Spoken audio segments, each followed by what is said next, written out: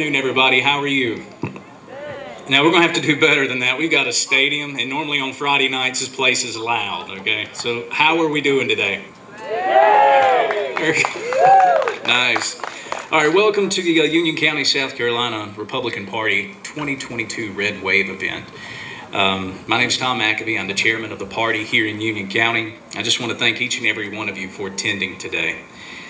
We also want to recognize some officials that haven't been on the program, and those officials to include Tony Horn, our probate judge. She's a Republican candidate that is serving with the county. Also, David Sinclair, County Council.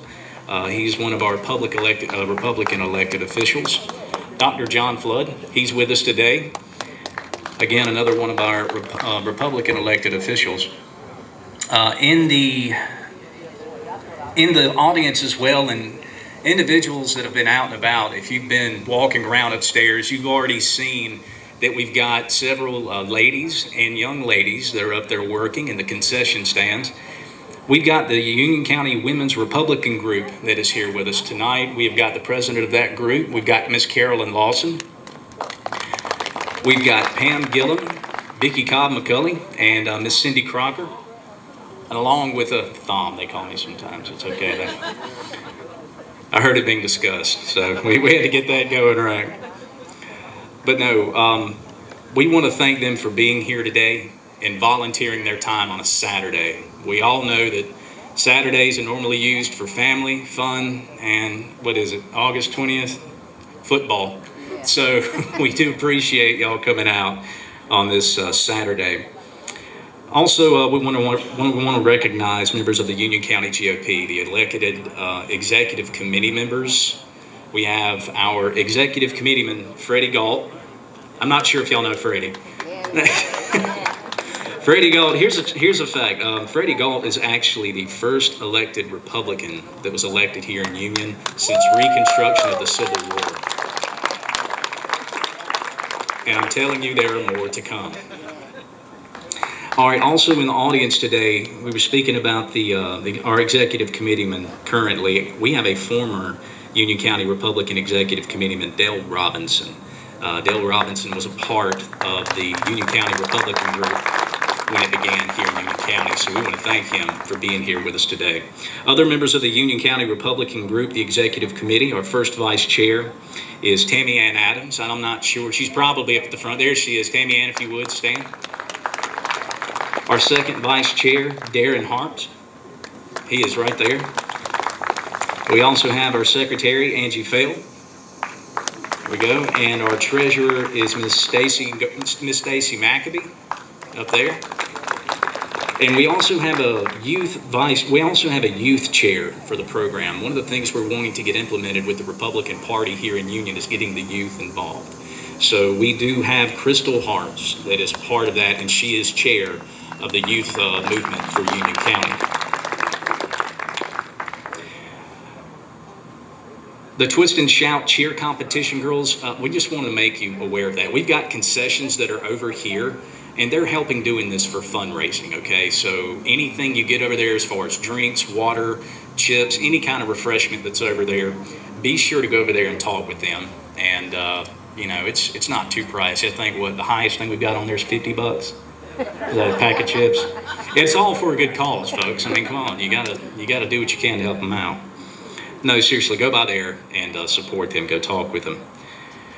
Also, we do want to mention our candidates that we'll be talking about, the folks coming up and speaking here in just a little bit. But one thing I do want to take a moment to say appreciation and thank you is to the law enforcement presence that we have here today.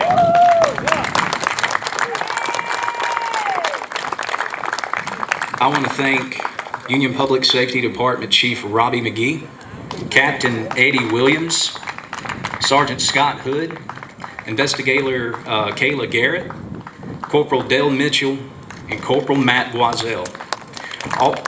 That's right. Also in attendance today, we have Sheriff Bailey. Sheriff Bailey is here. We want to thank him for being here as well.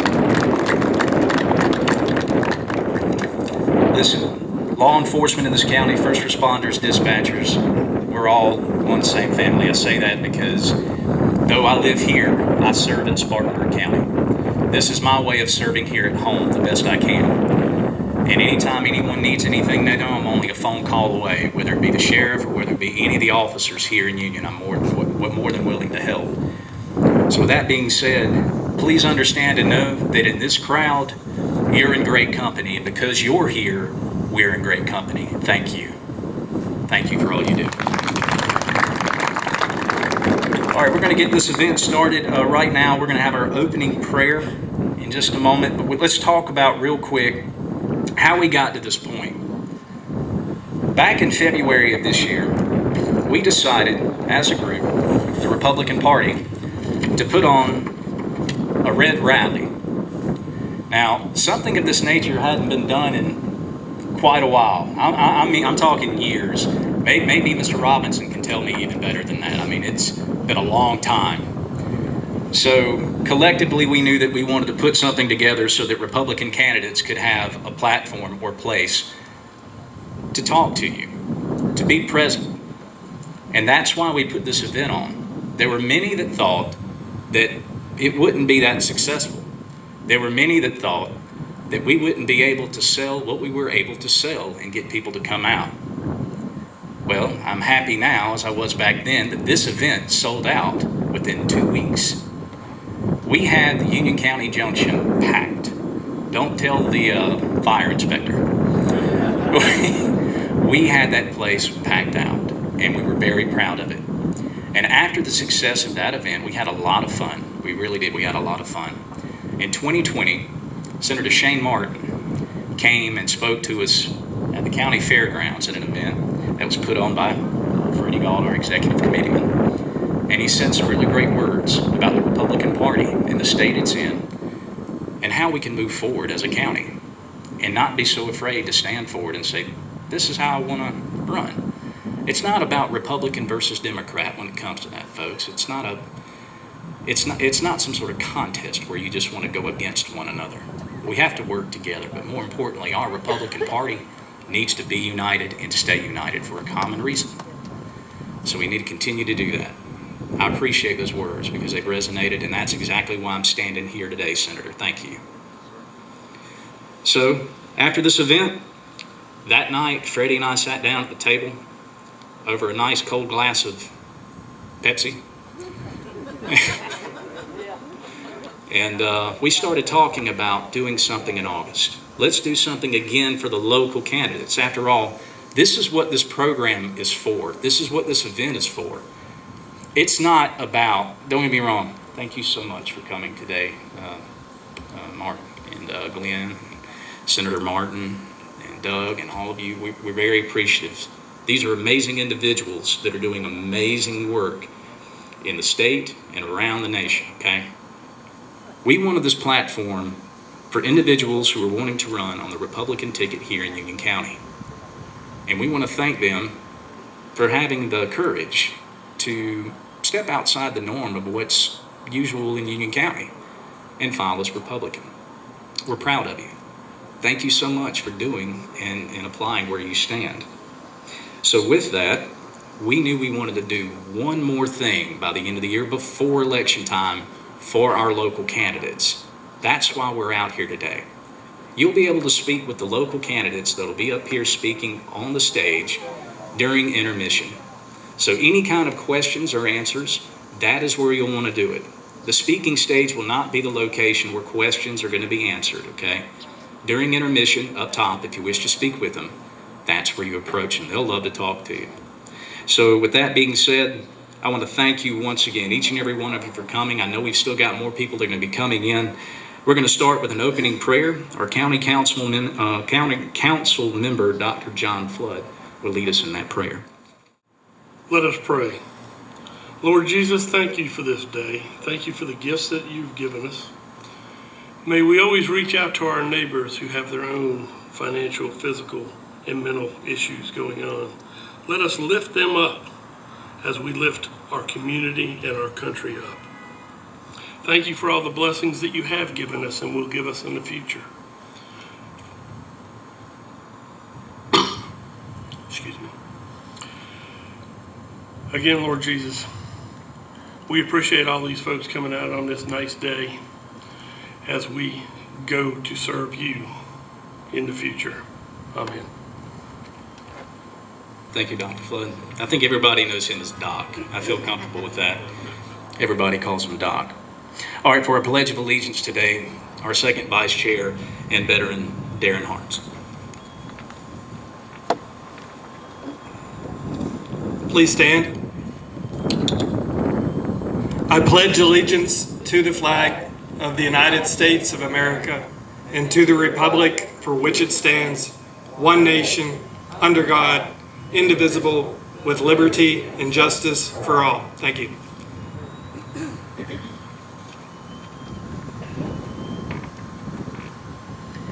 And we definitely have a special treat this afternoon. At each of our meetings, we recite what's known as a Republican Creed. I say recite loosely. Most of us have to read it. So we do have a Republican Creed, and it's not just for the Republican Party meetings. The Women's Republican Group does it as well. To honor us today, to recite that Republican Creed is Ms. Carolyn Lawson.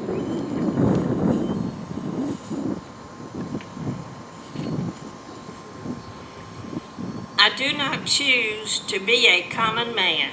It is my right to be uncommon. If I can seek opportunity, not security, I want to take the calculated risk to dream and to build, to fail and to succeed. I refuse to barter incentive for dough. I prefer the challenges of life to guaranteed security, the thrill of fulfillment to the stale calm of utopia.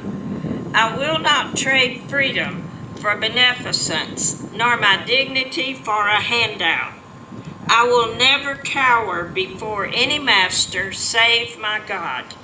It is my heritage to stand erect, proud, and unafraid, to think and act for myself, enjoy the benefit of my creations, to face the whole world boldly and say, I am a free American.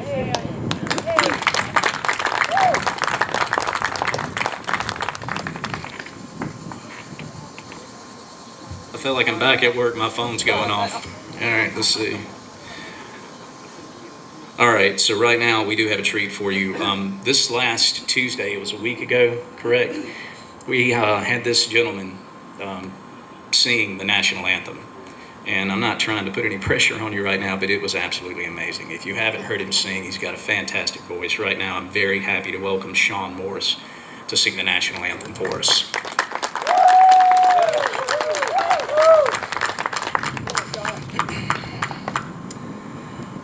Oh, say, can you see by the dawn's early light one so proudly we hailed at the twilight's last gleaming, whose broad stripes and bright stars through the perilous fight o'er the ramparts we watched were so gallantly streaming,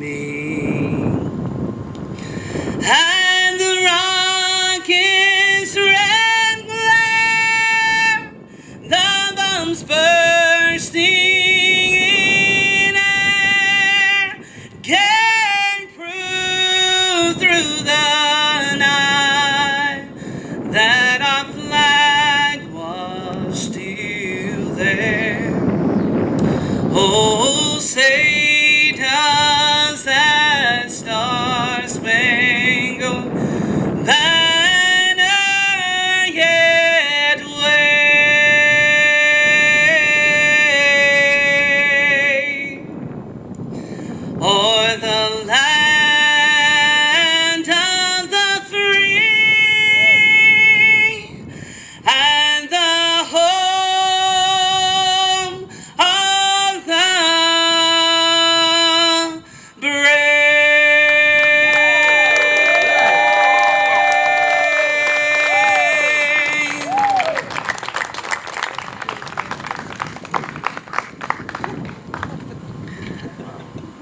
Chill bumps. Very amazing, Sean. Thank you. Thank you.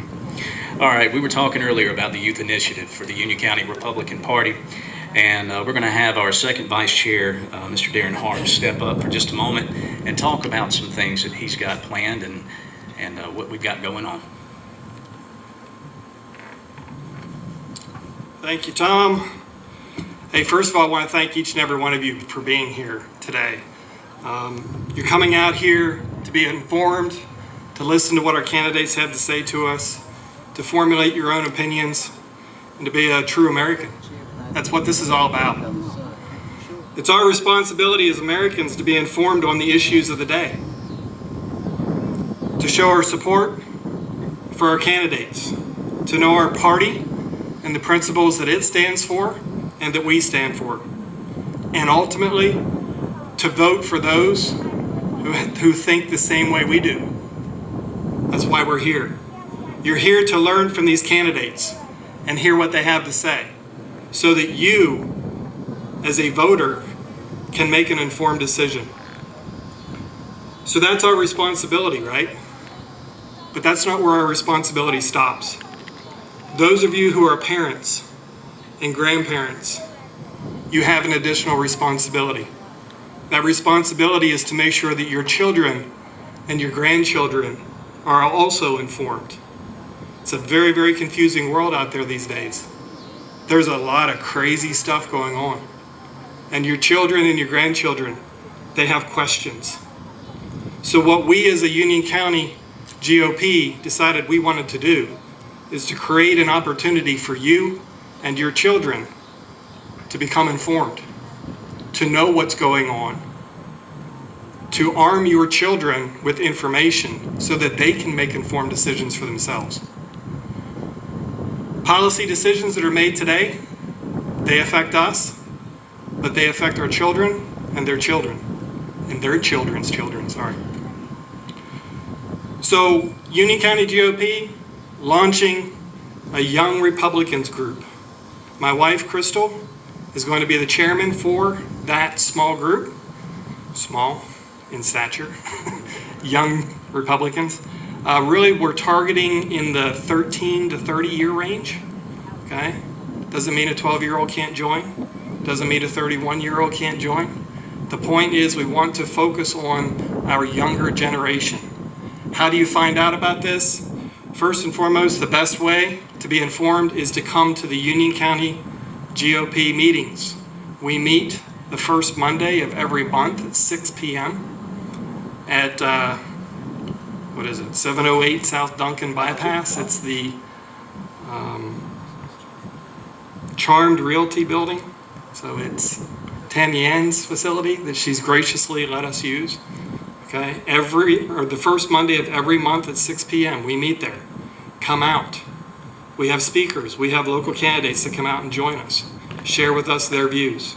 Okay, that's the great place to bring your children so that they can start hearing the issues of the day and what we're talking about. Also, if you don't want to come out to our meeting, you can check us out on Facebook at the Union County, South Carolina GOP Facebook page. And I'm sure Crystal will be posting some information up there on the Facebook page as well, so that we can get our youth informed so that they can better understand what's going on. So I don't want to tie up any more of your time. Really looking forward to hearing from our candidates. And so thank you. I appreciate it.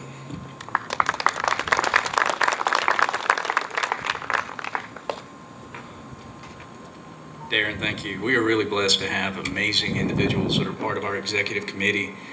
Darren's just another shining example of our county organization. Right now, a man that needs no introduction, our executive committeeman for Union County, Mr. Freddie Galt.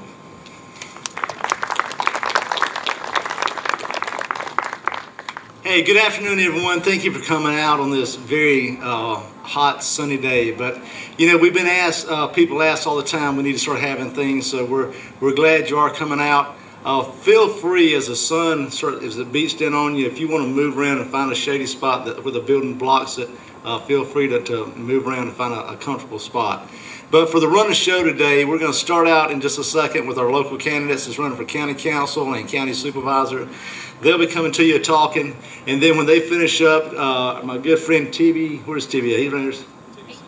Oh, TB will be coming up shortly, and he'll finish off after the local candidates speak. Great speaker. You're going to love to hear from TB. I'll let him tell you his story. Then we're going to have a brief intermission, 10 minutes or so you can get up and stretch, use the restroom, grab you a drink or whatever you like to do. Come back over. We'll start back then with our state candidates and our national candidate, the Congressman Norman, coming in and talking to you. But we hope you enjoy today. One thing a lot of people ask me sometimes is, how can I help the Republican Party? How can I get involved? Well, this is one of the ways. Come here, support the candidates, support the people that's running, get to know them. And how can you help the local candidates? When you see the people that's running for the different offices today, go up to them if you want to help them on their campaign. See if they can help out you, whether it's knocking on doors, making calls, or whatever they can do, because the more help they can get, the better they have a chance of winning. We've got some great people that's going to be on the ballot come November. Some good conservative people that's going to support our county, support our state, and support our nation, and we need to get behind them. I'm going to steal a quote from my old boss, Ralph Norman. One of the things is campaign funding. Nobody likes to ask for money. And Ralph used to always tell everybody, I got all the money I need for my campaign. The only problem is it's still in your pocket. So if you got some extra funds that you can help these candidates out, the signs, the ads, that's very, very expensive. I know that they would appreciate it. But I hope you enjoyed today. And now turn back over to Tom and let's start hearing from the candidates. Thank you.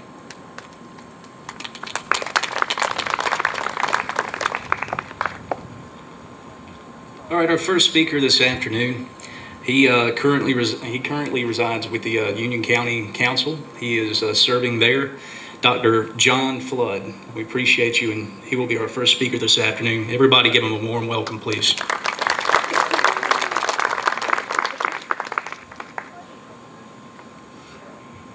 I'm currently very excited about what's going on in Union County. From a council standpoint, we're doing a lot to recruit industry, even retail businesses, developing housing that's affordable. Things are on the upswing. And one of the things I want to say to you, there's a lot of my colleagues who are actually elected as Democrats that are so Republican as to be unthinkable. And when I ran, I was told I would never be elected as a Republican. Well, David Sinclair proved that wrong. We were not willing to compromise our integrity by running as a Democrat. If you put in the time, you can make this party successful. And it stands for things. It stands for liberties, for personal God-given rights, which some folks would like to take away from you. I think the party has been rooted in what is morally right since the beginning of time. It has been the Republican Party who has been particularly passionate about civil rights and have had to overcome some of our Democratic friends' objections. And if you look back in time in history, the KKK was basically funded by primarily a Democratic group. And that is a damnable organization then as it is now. Union has a lot of work to be done. And those who don't want to see change probably ought to sit back and just hate us. Because it's going to change, hopefully in an organized manner, so that we can control growth as well as control how much taxes are taken from us to support those growth. I'm one who is not particularly fond of social programs. I believe each one of us has an obligation to lift our neighbor up, but that does not mean that you continue welfare forever or have policies such as you can get welfare but the father or the mother can't be in the home. All you have to do is look at history and statistics. Single parent households live in poverty, period. It takes great effort to get out of that poverty. But I think all of us aren't afraid to lift someone up when they're down. It's just a continued lifting that is a burden to the rest of us and taxing on the middle class, basically. We look forward to things in the future. Again, there should be some more announcements coming shortly. if I believe everything's told to me anyway. And hopefully it'll continue to have positive impact on Union and Union County. Thank you.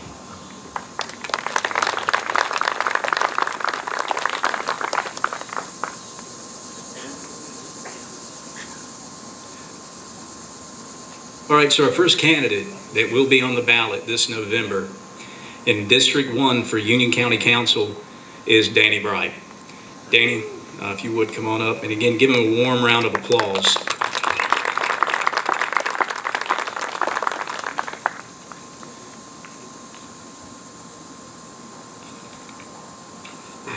First of all, I want to thank God for putting me where I am today. I do believe it's through His leadership that I'm here.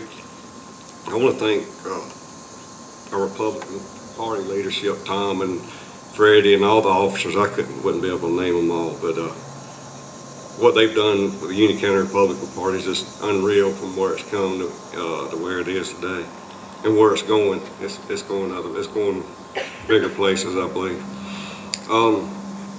There's a verse of scripture that's kind of stuck with me through this whole process, because I struggled with the decision whether if I want to run for office or not. And one night in my prayer time, I just begged God for a sign. I said, you got to give me something to let me know this is from you. And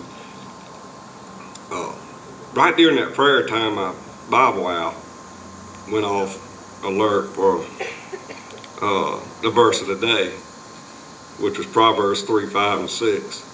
It says, trust in the Lord with all your heart, lean not on your own understanding, but in all your ways acknowledge Him, and He'll guide your paths. And that's what I got to lean on all the way through this. And that's but just to tell you a little bit about my background is out of high school, I went to work for Advanced Auto Parts, a store. This is a regular store clerk. I never had any retail experience, but like I said, I was only like 18 years old. I worked there for about 6 months and left and went to another auto parts store. They hired me straight on as assistant manager, and 6 months later made me a manager there, and I managed that store for about 2 years. So one thing I kind of want to point out is I went into that job with no experience at all and was able to excel in that job. Later, 2 years later, I went to work at Torrington, which is a bearing manufacturing company. I think it's called Timken now. I went in there with no experience of reading mechanical drawings or running any kind of lathe or CNC, and that's what I was hired as, was a CNC operator. So I had to learn the job from the ground up. I had no experience, but when I left there, well, back up just a little bit, the head programmer had noticed some things I was doing on the night shift, and she called me in and she wanted to teach me how to write programs. So I went from not having any experience in the machine and to writing programs to run those machines. So again, I went through, into that job with no experience whatsoever and was able to excel in it. I worked there for 11 years. I went to work with Bell South in Charlotte. And again, I had no experience in the telecom industry. I just heard that Bell South was a good company to work for, and good wages and all. So I went there. I had to learn everything about the telecom industry that I needed to know. I worked in a center where we overseen the process of installing services for Bell South, now AT&T's largest customers. So even though I went in there, again, with no experience, I was able to oversee the process, the provisioning process of building the networks for AT&T's largest customers. I worked projects for BB&T and Bank of America, North and South Carolina state governments, and so on. Again, I felt like I went there with no experience at all, and I was able to excel in that job. I transferred out of that job after being there 11 years to Greenville to be an installer and maintain special services for AT&T. And again, I'd never worked outside of AT&T. I didn't know anything about the outside plant.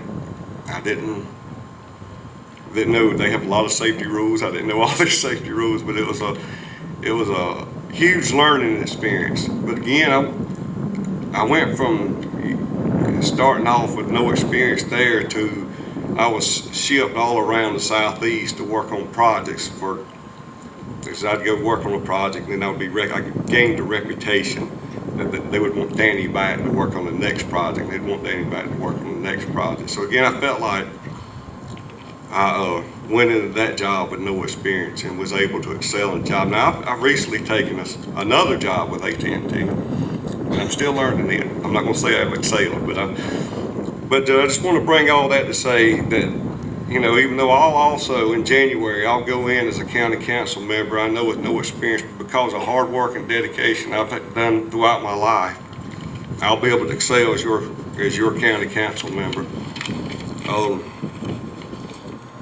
Again, just thanking God for being here today, because this is a huge historic time for Union.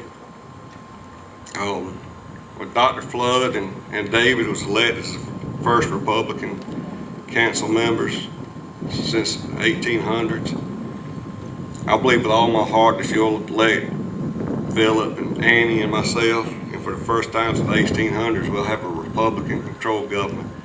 And that's exciting. And as nervous as I am to be doing what I'm doing, I'm excited to be a part of it. I'm excited. A couple of priorities we'll have as a councilman is our safety. It's going to be number one. Our police officers, our sheriff's departments, our first responders. I feel like if we can't keep our people safe, nobody's going to want to do business here or move here. And another priority is, I think Union County has let us know loud and clear. I've talked to Philip and Andy about this. And it's something the county residents are passionate about in Union is our strayed animals. And they're not happy with the facilities there. So I can promise you, since that's a priority for you, it's going to be a priority for us. I don't have a lot to say, but I'm open and welcome to talk to anybody. You can ask me any questions you have. I'll be glad to talk to you. I got cards with my phone number on it. You can find me on Facebook. You can. I'm not hard to find. Just give me a call. I'll be glad to talk to you. Thank you much.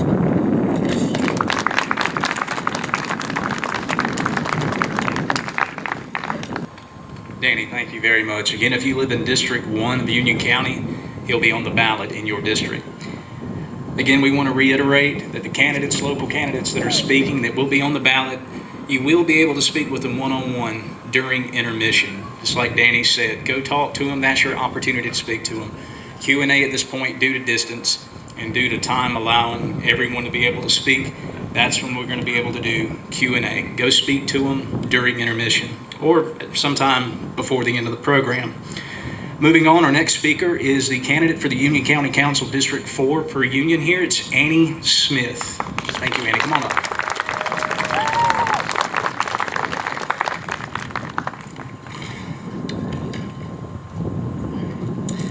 Hello, and thank you for being our guest at this event. And if you're not from Union, welcome. We're really glad you're here with us.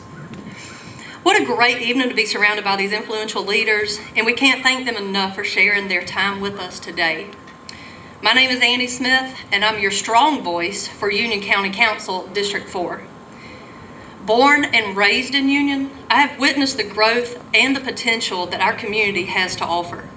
I feel confident that I can help make a change for our county by working with our school district, economic development, first responders, legislature, and local businesses. I obtained my bachelor's degree in communications from Landry University, and then a few years later, I obtained my master's in business from the University of South Carolina, Aiken. I have learned more about the operations of Union and different organizations by being active and sitting on boards such as the Rotary Club of Union, Union County Planning Commission, USC Union Partnership Board, Tenant the Top Board, and the Union County Partners Board. After graduating from Landry University in 2003, I worked in Greenwood and then eventually moved back to Union in 2012. After moving back, I started working for the University of South Carolina Union as the Development and Marketing Director. During my time there, I have been an essential part of the tremendous growth that our campus has shown. In 2012, our campus enrollment was roughly 560. And last semester, we had over 1,200 students enrolled. I have been a strong voice for our campus and assisted with the significant economic growth and sustainable rebirth that our campus has brought to downtown Union and also to the town of Jonesville. I was on the committee that acquired and renovated various facilities for our science lab, nursing program, and athletic department. I was fortunate to also assist on the committee that has reconditioned City Park, restored Jonesville football field for our soccer program, renovated an industrial league ball field for our baseball program, and revamped the vacant Jonesville gym for our indoor athletic training facility. Being a part of these capital projects has given me the opportunity to learn firsthand the ins and outs of procurement and the rules that follow. My parents instilled in me the importance of a strong work ethic. My mother, Olivia Smith, retired after teaching for over 30 years in the Union County school system. She raised me to believe in the importance of education, to be a strong woman, and also to be a good citizen. My father, the late Monty Smith, managed Harry Fromm's on Main Street for many, many years. And it is safe to say that Monty Smith probably dressed everyone in Union County. But growing up around that local business, it made me realize the importance of being invested in your community. When you're invested in something, that means you give your heart and soul to that mission. And that is one of the many reasons I decided to run for county council. I'm invested in Union, and I see the potential for our town to grow and to make it an even brighter place on the map. We must start looking at Union as a business. What can Union as a business offer to bring in visitors and industries? What does Union as a business need to clean up in order to showcase our town in the best light possible? These are just a couple of questions you should ask yourself when thinking about Union as a business.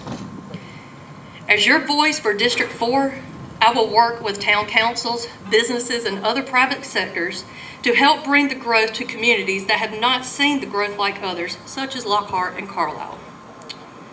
Thank you for your support, and I look forward to being your voice for District 4 and the County of Union.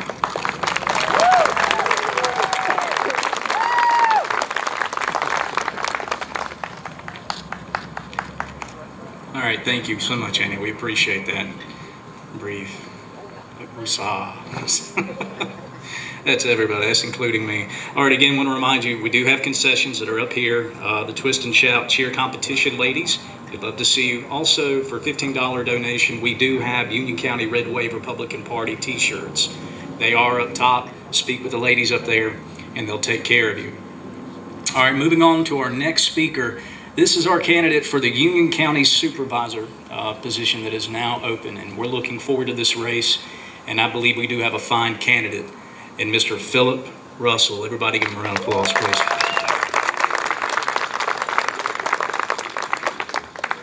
Good afternoon, everybody, and I want you to know, I know you've been welcomed, but I also want to welcome you and tell you I'm humbled. Humbled that you would take your Saturday afternoon and come and listen to us.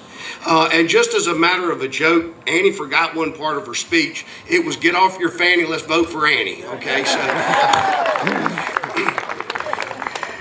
Ladies and gentlemen, my parents, Sybil Blackwell Russell, she grew up on New Hope Church Road until she was in the 10th grade, and then they moved to Sardis Road.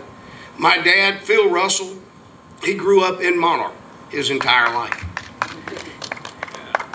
In 1983, I met this pretty little Lockhart girl by the name of Renee at the old Pizza Hut by the Fresh Air Galaxy, for y'all old folks that can remember that like me. And she must have been hard-headed because it took me 4 years to convince her to marry me. And we got lucky and we had a little daughter. She's 29 now, Megan, and I thank the good Lord every day He made her look like her mama, not like her daddy. I tell you that story because we're invested. My family is invested in Union County. I was born in 1964, Wallace Thompson Hospital. There's not many of us can say that, and I know we can't say that today. The reason I am running for this office is because I want to make Union County better. I want to make it better for my daughter and her husband. I want to make it better for those grandkids I'm patiently waiting on. I want to make it better for my family, my dad, all my relatives that live here in Union. I want to make it better. I want to serve Union. Now, I had an experience of working with local and state government for over 35 years. In 1987, I made one of the best decisions of my life. I joined the local volunteer fire department here in the county. In 1988, I was hired by the city of Union to create a geographic informational system. Just 2.5 short years later, because of a great team, let me emphasize that, a great team of people, Mr. Sherbert leading it, myself, Hope Smalls, and Charles Craig, we created a GIS system. We were the first city-owned geographic information system in the state of South Carolina. We had people from all across the state coming to see what we were doing at the city of Union. Now, while it brought a lot of efficiencies for the utility system, it was used for a lot of other great things too. One of the things we were able to do is use that computer, and we were able to create the Mac Johnston Industrial Center. That with Mac Johnston sitting right there with us, watching this computer screen and us putting properties together, I wished he would have lived to see the creation that he has some 30 years later. While I was working for the City of Union, I was also a part-time Fire Academy instructor. And in 1997, the Fire Academy called. They built a brand new facility in Columbia, and they said, "Could you be a part of this?" I left the City of Union, went to the state of South Carolina, and I'll tell you, it's the best decision I ever made because it opened up avenues of learning for me like I would have never imagined. I was at the South Carolina Fire Academy for 20 years. We took something over with no policies, no process, no procedures. And when I retired in 2017 with 30 years of service, we were doing 32,000 students annually. We have the largest, most modern fire training facility in the United States. And we were teaching students from all 50 states, 30 foreign countries, and that doesn't even include the 540 fire departments we had here in the state. We actually help every county and every city, and I got the opportunity to work with counties across our state, all 46 of them, to help better the training for emergency services, not just fire. We also dealt with emergency management, and I was a part of every statewide emergency we had for 20 years while I was at the academy, either as a responder or working at our state emergency operations center at Fish Hatchery Road. Like I said, I retired in 2017, and I thought, hey, this is a great time. We're going to go buy a fifth wheel camper, and Renee's going to retire, and we're going to go travel the world and see what we haven't seen. You know what? We can't make plans. The good Lord makes plans. Good Lord said, you know what? No, I got other things that I want you to do. So our camping travel's been put on hold. My wife retired as a school teacher with 31 years of service. She's still doing long-term subs to this day. And she enjoys working with those kids. She looks forward to the phone calls saying, hey, we've got a sub. Can you come in and sub today? She enjoys that. In 2018, I got a phone call that said, look, we want you to come build a fire department for the city of Clinton. They've separated their public safety department. We need a fire chief. I laid out a 5-year plan for them, and because of a great team, we were able to complete 5 years worth of plan in just over 3 years. It takes a team. I left the city of Clinton in November of this past year with the sole purpose of running for this office. I wasn't moving to Clinton. That's not what I had desire. I love Union. But I wanted to see Union grow. I wanted to take everything I learned about building teams from the city of Union, from the state of South Carolina's Fire Academy, and from the city of Clinton and bring it back here to the Union County. Because we can accomplish great things if we're a team. That's what we want to be. Now, just to start off with some things that I would like to see Union County do, and we can sit here and talk about them all day. I got plenty of ideas. But the first thing is transparency. Folks, if you want trust in government, we got to start with transparency. I break it down to simplistic values. Our business meetings ought to be a lot like the church business meeting that you have once a month. Everybody gets a piece of paper. You see what money's coming in. You see what money's going out. Am I right? We ought to do the same thing with our county government. And I use that point that the packages that our council personnel get, That package should also, when it goes to council, should also be posted, just like the minutes, in advance. Here's the agenda, here's the council package, excluding contractual or personnel matters, and there's a legal ramification behind that, but everything else can be posted so you get to see just like your council gets to see. And if you see something that your council person is going to be voting on and you've got some concerns, they're your council person, right? You pick up the phone. Because the supervisor is not a king. The supervisor, by code, by state law, just operates the day-to-day operations of council based on the direction, of the county government, based on the direction of council. So the supervisor has to put forth the budget and the work that council says, this is what I want you to go and do. Now, to start with that, transparency, I'm big on that. The other thing I'm big on is we've got to have a structure, a governmental structure. I don't think the supervisor should have to make every decision in Union County government. The way you get around that is you go take your employees and you empower them to go and serve Mr. and Mrs. Smith. County councils are responsible, and county government are responsible for 24 functions of government that the state says this is what you'll do. If we empower our employees to go serve Mr. and Mrs. Smith, we can do those 24 functions with peak proficiency and serve our citizens. We're a monopoly. We've got to provide those units that work. We're a monopoly. We can't treat ourselves as a monopoly. We have to remember at the end of the day, we serve Mr. and Mrs. Smith, and we should do so with a smile on our face. We should be ready and eager to serve you. And I think about what Nikki Haley did when I was working at the state. She wanted you to pick up the phone and say, it's a great day in South Carolina.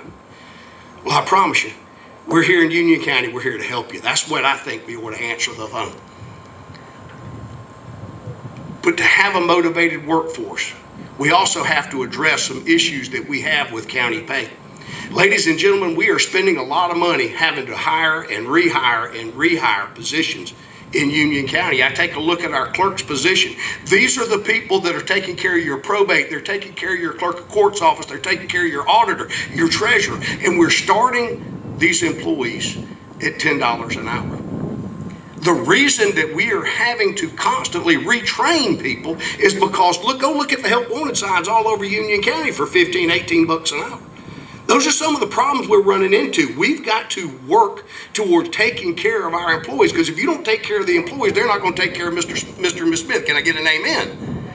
We've got to take care of them. People don't realize that our 911 dispatchers, going on what Danny was talking about being pro for our emergency first responders, these 911 personnel, they are the first place you're going to go to when you've had a really bad day. And any one of these employees could leave Union County government today. They could go to any one of our surrounding counties and they can start almost making $10,000 more than they're being paid here. Ladies and gentlemen, we can't keep a motivated workforce if we don't take care of our employees. We stand on their shoulders to make sure that they take care of you. So I want to make sure that our employees take care of you, but we also need to take care of them. Another big picture that I would like to see us focus on. Now, we've got a wonderful economic development group. I will give Dalton Williams and Jamie Trammell, I'm going to give them pats on the backs. They are cheerleaders for Union County. They work tirelessly.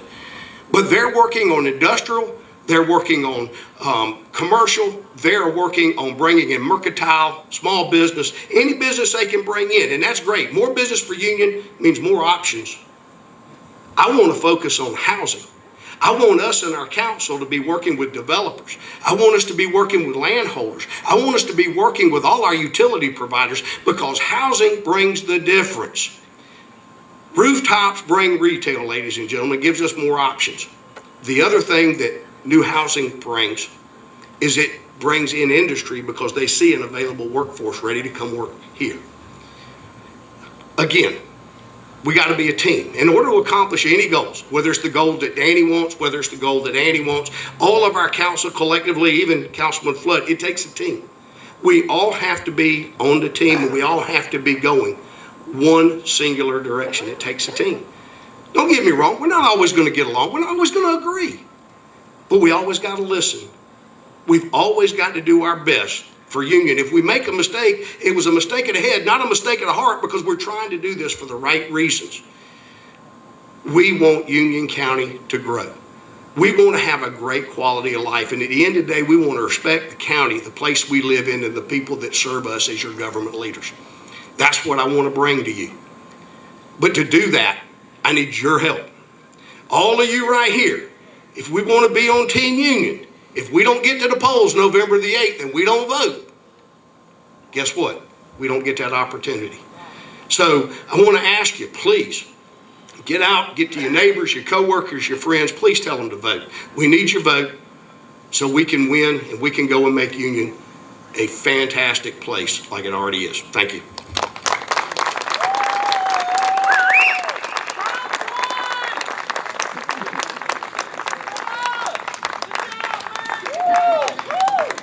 I think they like you.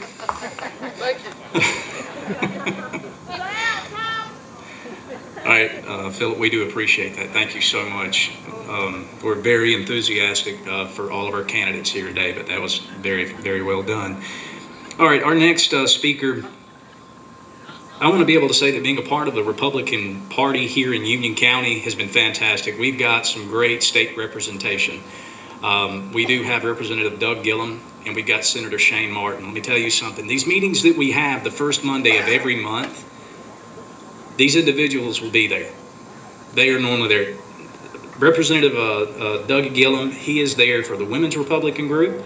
He's there for the Union County GOP group. Anytime we picked up the telephone to call and speak with Senator Martin comes here at the drop of a hat because he cares about the people here in Union County and for those he serves. Personally, I can tell you that there was an instance not that long ago where I was actually able to speak to Senator Martin on 3 occasions while he's on the floor doing the work a good senator does. And I was able to get 3 phone calls from a working senator on the floor at that time when I couldn't get a phone call from one institution to this day. And that was within half an hour, maybe, if an hour, if that. So I want to say thank you to Senator Martin. I want to welcome him up to the podium, and I hope he says a few words to us. Ladies and gentlemen, Senator Shane Martin.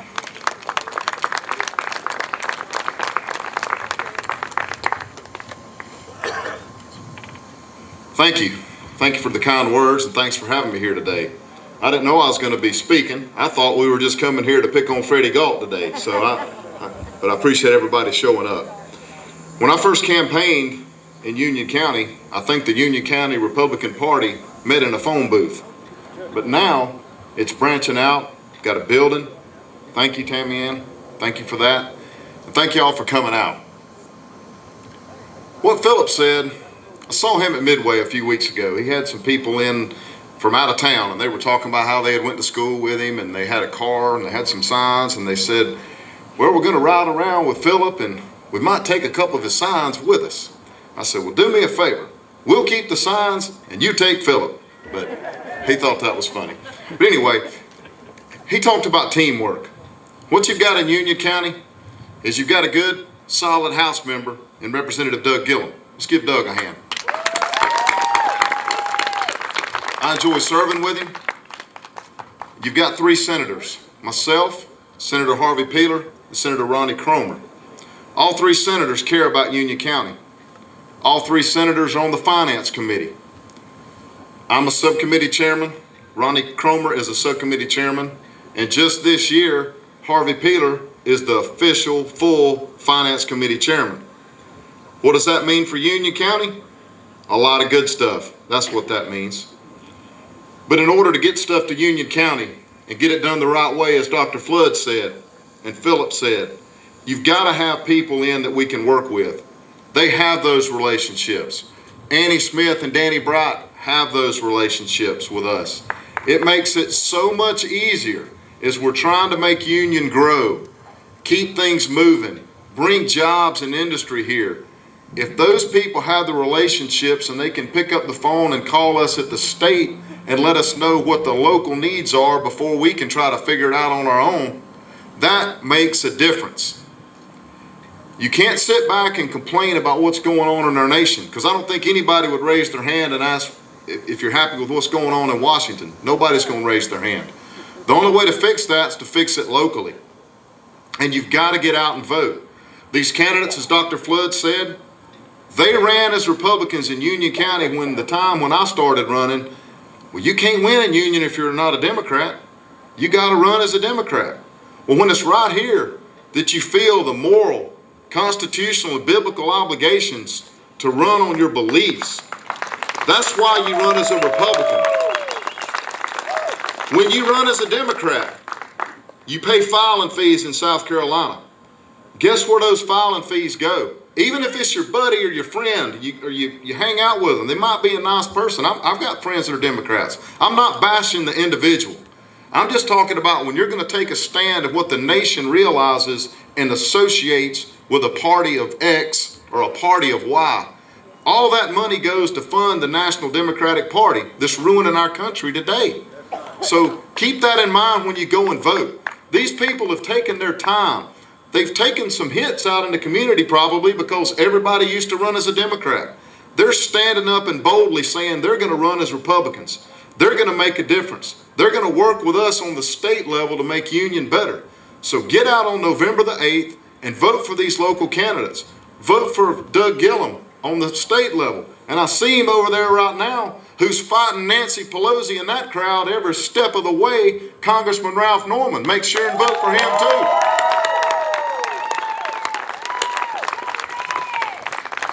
Mark Hammond, see you behind me, our Secretary of State. Don't forget to vote for him, but he always gets more votes than anybody, so keep that going. But thanks for having me, Tom. Thanks for having me here in Union County. I'm proud to be here and looking forward to more things. Hopefully we're going to have something where we do like a little eating event, a little closer to the election when it's a little bit cooler. So thanks for having me.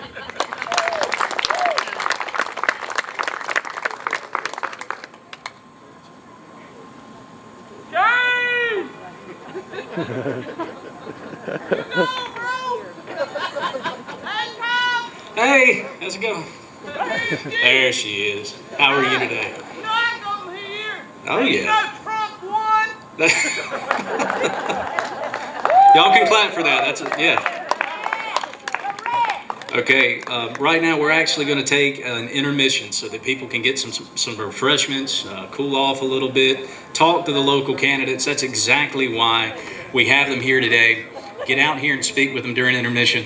And toward the end of this program, I've got one more thing to say about why we're here today, and hopefully it'll rally the troops and get everybody out by November the 8th. So if you would, go enjoy some refreshments, speak with these candidates, and let's have some fun.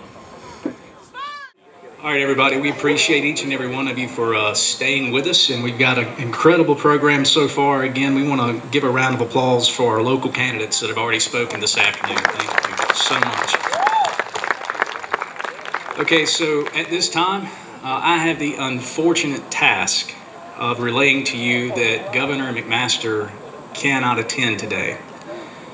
We received word not long ago. We are not exactly sure what's going on. We know that it is of a personal nature. And we just ask for you to, again, continue to think of him, support, keep everyone in our prayers that have been up here today.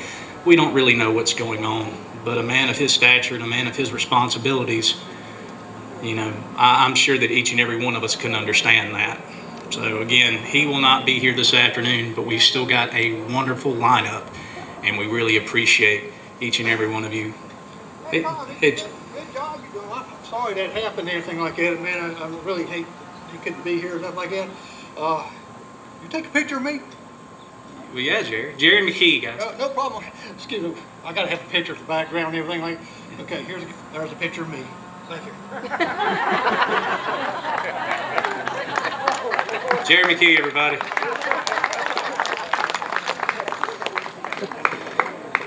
There we go. Jerry, you're the man. All right. We appreciate everybody coming out again once again. Our next speaker that we have got scheduled for us is a really great man who's doing a lot of great work for us in Washington, and we're so happy that he's representing us and that he is here with us this afternoon. If you would please welcome to the stage, United States Congressman Ralph Norman. I apologize. Jerry got me, guys. Jerry got me. Thank you. Hold on.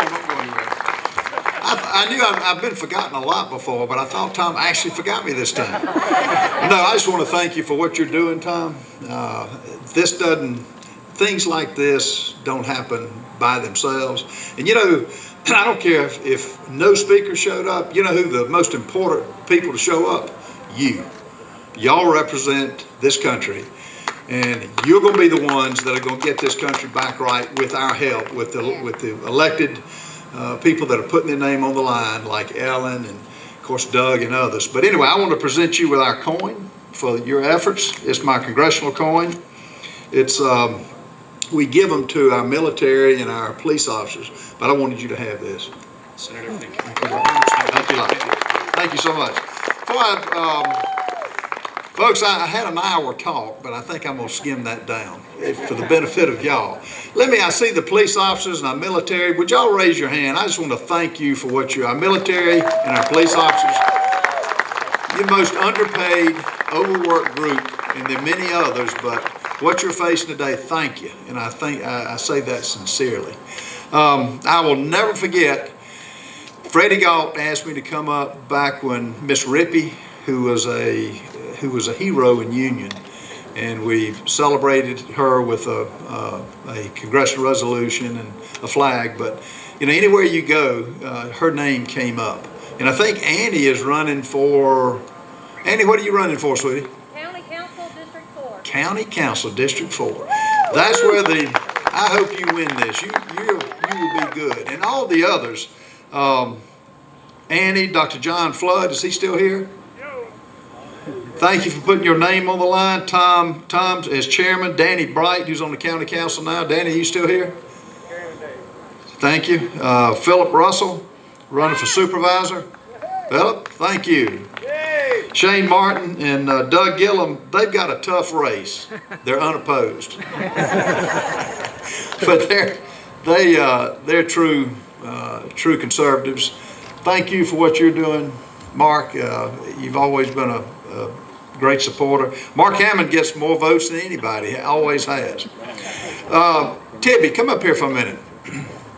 I don't know whether y'all know an individual that I've not gotten to know and for a long time, who is, you talk about somebody with courage. Tibby has left Romania. He left his family back in Romania. His story is unbelievable. He left, I think, in the middle of the night, went under barbed wire fences, was thrown in prison. He is a survivor. He is what represents America in such a great light. You know why he came to America? Freedom. And get to talk to him sometime. You'll be hearing a lot more of Tibby in the future. I just want to thank you, Tibby.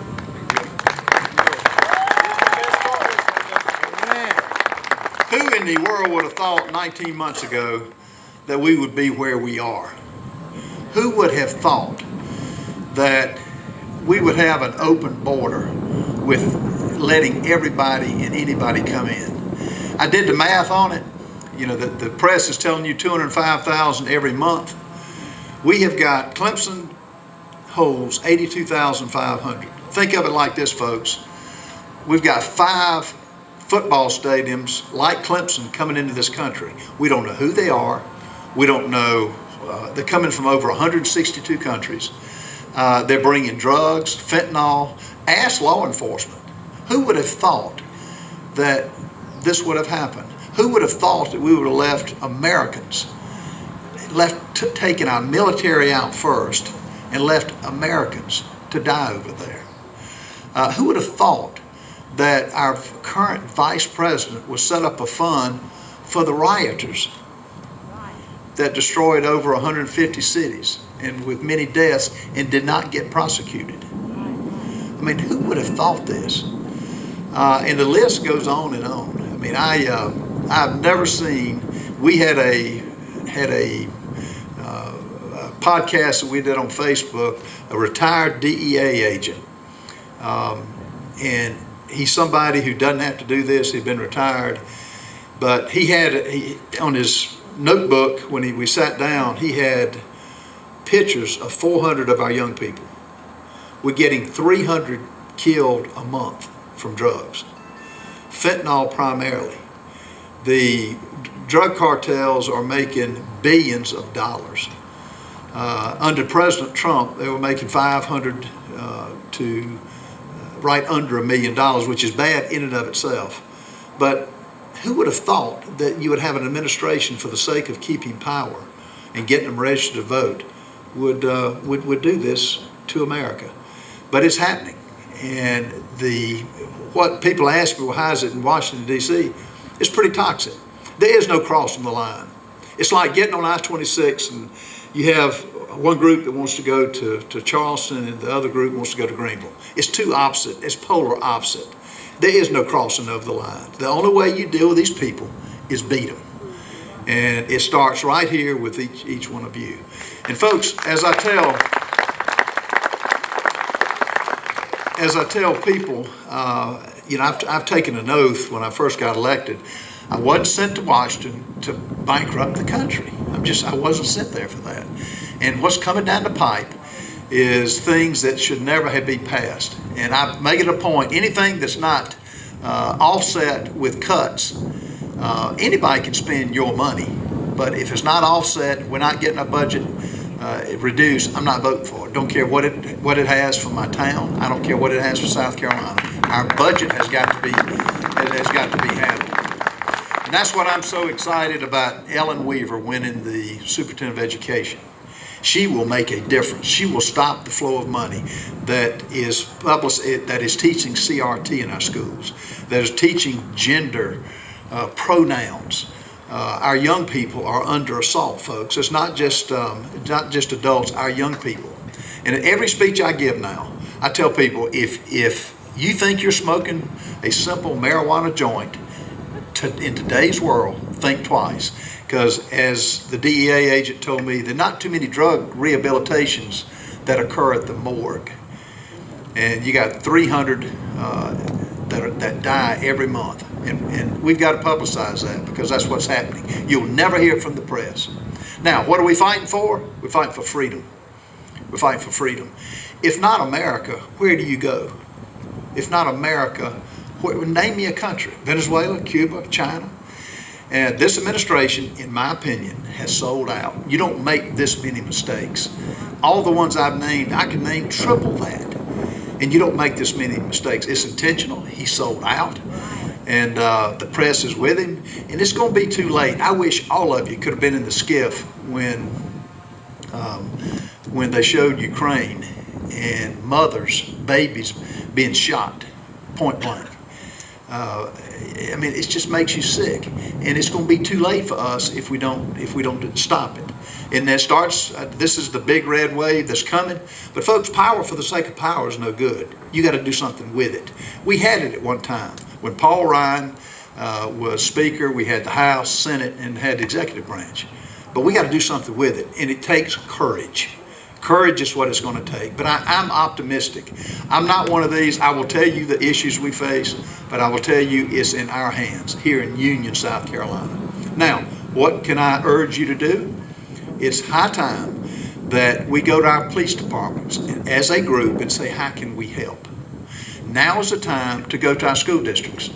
I'm doing this personally. I'm off this week and next week. This past week I was off and next week, but I'm going to my grandchildren go to different schools. I'm making a point to go to the principal and saying, I would like to have a walk around to make sure to see what the security is like, to see if what happened in Texas could happen in Rock Hill, South Carolina. That's what we can do, folks. And we can check the curriculum that's being taught. What they're doing is switching names. They're still teaching it, but we pay their salaries. We don't work for them. The hardworking teachers of this country do a great job, but they're being mandated from the federal government on what they can and can't teach. That's what Ellen Weaver is going to stop, and that's what I am so excited about. And I will say this, that it's later than we think. It's going to take a lot of prayer. I mean, if I had to tell you one thing, you've got to pray.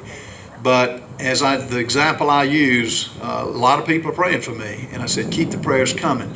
But just like I can pray for vegetables every year, I've got to get out and plant the seed. The miracle comes with the seed. That's where God works.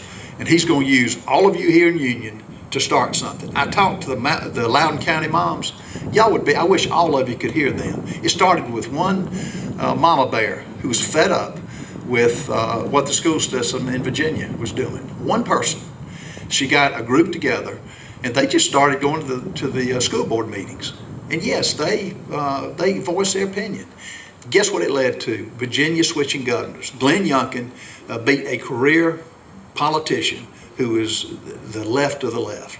So that's why it's so positive for having you here. And I would just say get active. The more criticism you get, I love it when the press jumps on me. I don't care. And if, as Ellen has found out, when the press jumps on you, you know it's something that you're doing something right. What happened to Donald Trump? The raid, they're trying to say wasn't a raid, is how deep we are with infiltration in this country. But with all of us getting involved, with all of us having the courage, and all of us having a spine, we can change this country. We can't give up. Now it's just a time to fight. I'm encouraged with the people that are putting their name on the line. I'm encouraged with the what's being said. I told Kevin McCarthy, I went to him and I said, Kevin, you have such an opportunity to be a Ron DeSantis. Ron DeSantis is the epitome of a great governor. And what he's done with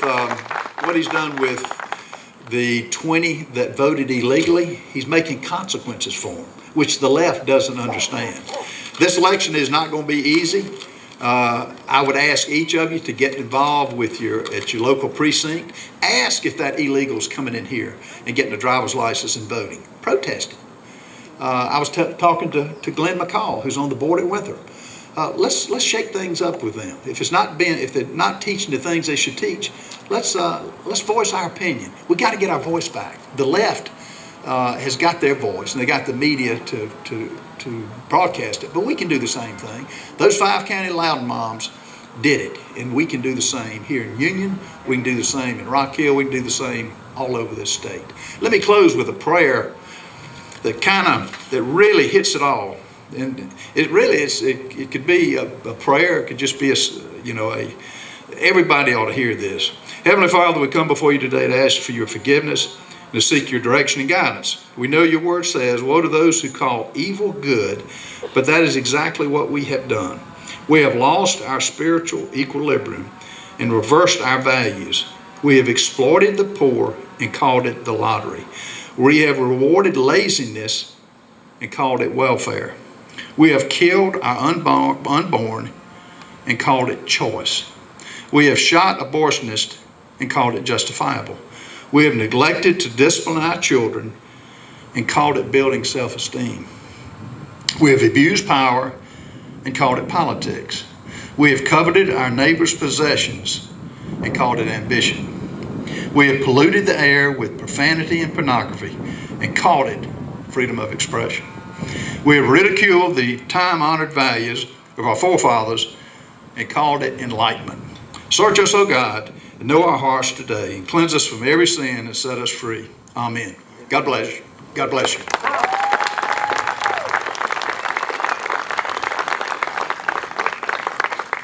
Who am I introducing? Tibby? Yes, sir. All right, the guy was, and I want to give a shout out for Freddie Galt and his wife here. He's done a tremendous value. He knows everybody in Union and everywhere else. Freddie, thank you for putting this on. I really appreciate you doing it. Okay, I'm going to introduce the guy I bragged on, Tibby. He'll get to tell you about himself, I think, and whatever else you want to talk about. He's got an anniversary coming up tomorrow, too, that I'm going to be at. Tibby, come on up, buddy.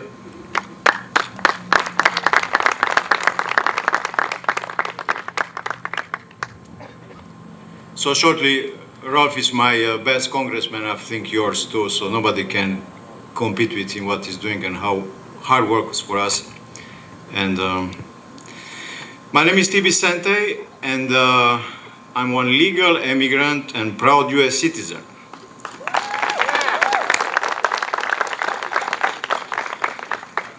I escaped from Romania 33 years ago, and now I'm really worried this country has big chance to become socialist country. I just risked my life to escape from there, and now we have I'm really worried what's going on now here. And therefore, I thank you to coming, and this is the way how we have to fight, and we have to show we are together and we are many. And even if you don't know each other like names, we know we are brothers and sisters because we are together and we have the same goal, like because we have kids and grandkids, and if you really love them, this is what we have to do. We have to stand up and fight them. Socialist is one cancer. So some rich people, lefty of course, decide to change one capitalist country to one socialist country just to have more power and more money. And in this case, what they did in my country, they brainwashed lots of people, usually the poor and the not so smart. And then they went against the political enemies who they were against this day politics. They used to kill them, they used to put them in jail, they disappear forever. So it was big fight, this dirty fight against their own people. Once they accomplished their goal, which means when they said, okay, we're gonna take from the rich ones for the people which they have money, and we're gonna share it between us, and we will be one happy country. Guess what? Doesn't work like that. So after 80 years, they collapsed. But the lesson is there. Once they want to take everything from the people who work hard and share it with others, usually are losers and no, we have to say political correctness. If you want your country back, put aside political correctness and say it how it is. So yeah. So we really have to fight them, and we cannot give up on them. And if you love your kids and grandkids, we just have to stand up and stay in their face and do the same thing what they're doing, or if not more. Once they took over the power in Romania, they start to slowly be not able to accomplish what they promised, and therefore decide to step back and give somebody else to manage the country. They use the force, they close down the border, and they start to use the secret service, which was one of the most horrible army in Romania. It's kind of KGB, and I hope FBI will be not like that. So these guys, they were built to protect the president and all their policy, and if somebody was against them, they make them, without rule of law, disappear forever. Slowly, they were not able to keep their promise. They closed us down. They start to brainwash our kids in school. They took over the TV station, the radio station, the newspaper. They nationalized all the big companies and banks and all these things. So shortly, they tied us down. So once you are tied down, what they did, that is not mine. I can't speak without that, sorry. Once they tied us down, they decide to centralize the power, which means the financial, the economical, and the political. And it was only in one place, which was the capital. These guys, they had no idea to write or make the math or make some design or things. So these guys, they thought they want to guide us how to do stuff and what to decide and what kind of doctors to be and what kind of politics is good for the people and stuff. And in short time, the result was there, worse and worse, which means because the centralization doesn't work. Like here, the federal is federal, but the state is state, and we in the state have to decide our future in this state, not the federal. We love them, but we cannot let them do whatever they want. They have to check with us. So,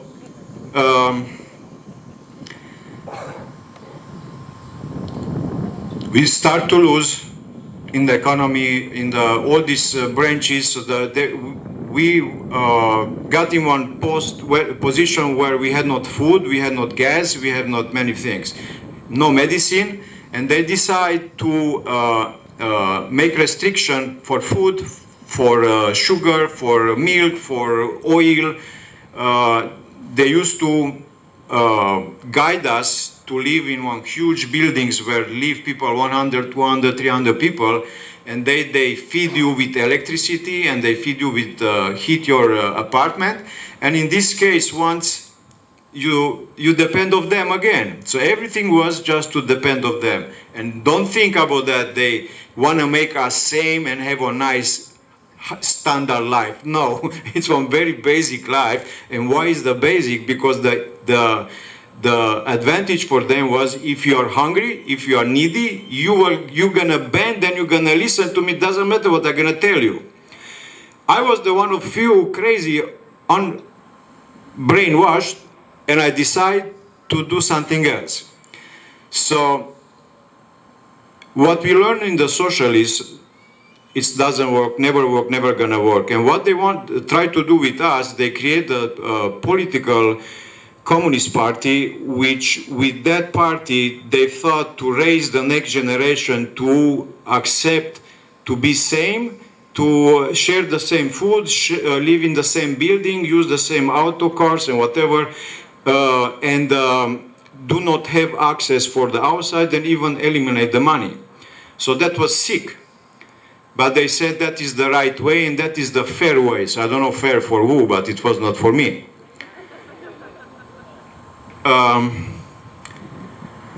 I was 30 years old, and I am very proud of myself, and I tried to prove to my parents how good I am, and tell them physically thank you, not just words. Words are so easy to say, Mom, thanks for what you did. But if you want to raise your kids and do the same thing what they did to you, at least like them, then it's a little bit more complicated. So I choose that part, and I try to show them respect through my action. My wife, my kids, and in that time it was no way the government keep you down. They decide where to work, how much to pay. And by the way, it was not freedom movement. So if you live here and you want to come in Iraq here to live, they're not going to allow you. So you have to have special permit to do that. So you don't know that, but that is how it was. So we were like animals in the small box without heat and water. Time to time, if you're a good boy. If not, I cut off the water and the oil from you. So in this case, what option I had the option to work like crazy, do better than others, and they just pay me in the same way how they pay the other ones, which the other ones, they were the lazy ones and the not so smart ones.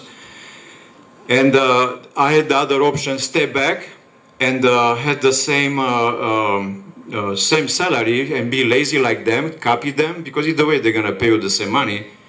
Or go and risk your life and go in one free society where that country gonna value your quality, and they're gonna give you the equality of opportunities. For this, I risked my life. I left one country which is socialist, where they give you the opportunity for outcome, which means make us everybody same.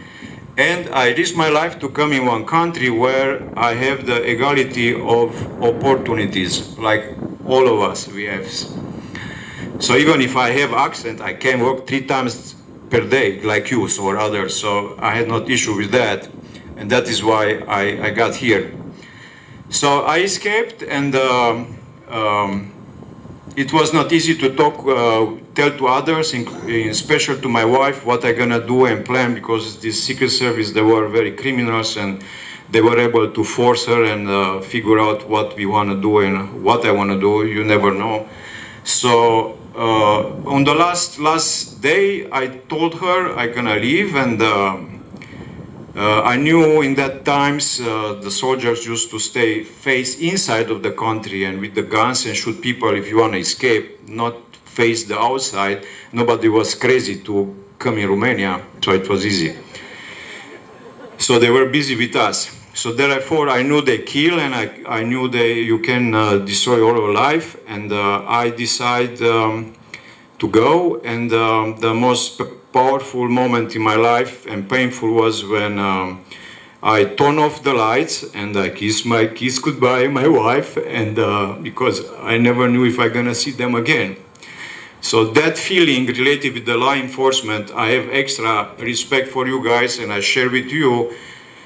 I risked my life once, and I had once that moment when I kissed my kids and I was not sure if I'm gonna see them again, and I know that it's not so easy, painful feeling.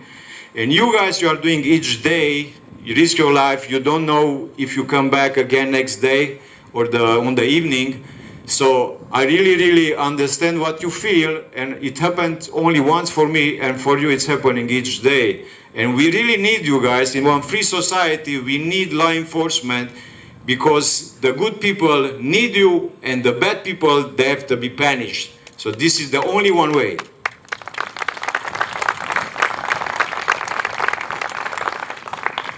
I work 2 days and 2 nights because we don't have the option like here on the southern border to bring you with the buses and give you doctors and water and stuff. I walk it by the road because on that times they check the roads, the train, the bus, and also on the end on the border they had tall towers with lights, almost like that. And they used to scan the area on the night to see if somebody want to escape. So the last mile I crawled, and then when I got close to the border, they put the light on me twice. Once, 3 seconds. I want to know something. Even now, it's not so hot. It was very hot then when they put the damn light on me. I said, wow, I have the chance to be killed. So. Second time, after a while, they put it again, and looks like, since then I'm with God, I love Him, and He showed me the sign. These guys, they were blinded by God. It was not other explanation, because I was there, it was kind of almost clear if somebody's there. They checked twice, and they were blind twice, thanks God. So, I went in Yugoslavia. They put me in jail. I stayed 3 months there. They use us like slave there, all these political guys like me. From 6 to 6, we used to work outside, and after then 1 hour dinner, and then they used to lock us down on the rooms and until 10 o'clock to build small assembling pieces for them, whatever, many things.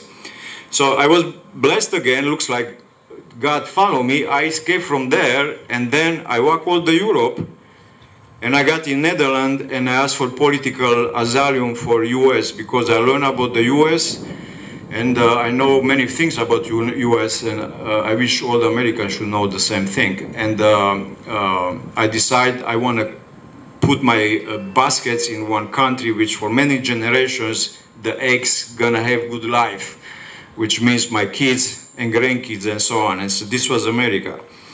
And in 1991, 11 July, we were approved for USA. I got the political asylum, and we were sent in Portland, Maine. And there we had government sponsored for 1 year. All these refugees and political asylum guys, they are supported for 1 year. I think we are the one of you who refused the sponsor after 3 weeks, and with our own money, we bought 4 tickets, Greyhound, and we went straight San Francisco, because California, in that times, it was my dream to go there. It was the most developed, and it was the most high-tech, and it was many things good. I said then, don't misjudge me. There, we arrived after 4 days, and we have the picture, which is very important for us, with 2 boys, 2 luggages, wife and God, but God was not in the picture. This is how we start the life in America. After a few days, I start to work 5 years, 3 jobs. And after that, I was assembling dishwasher and also security officer in banks Saturday and Sundays. So I went 5 years. After then, we opened our company. We sent our kids to good colleges, UCLA and Menlo, and we bought our own house. But California started to look like Romania, and guess what? After 18 years, I escaped from California and I come in South Carolina.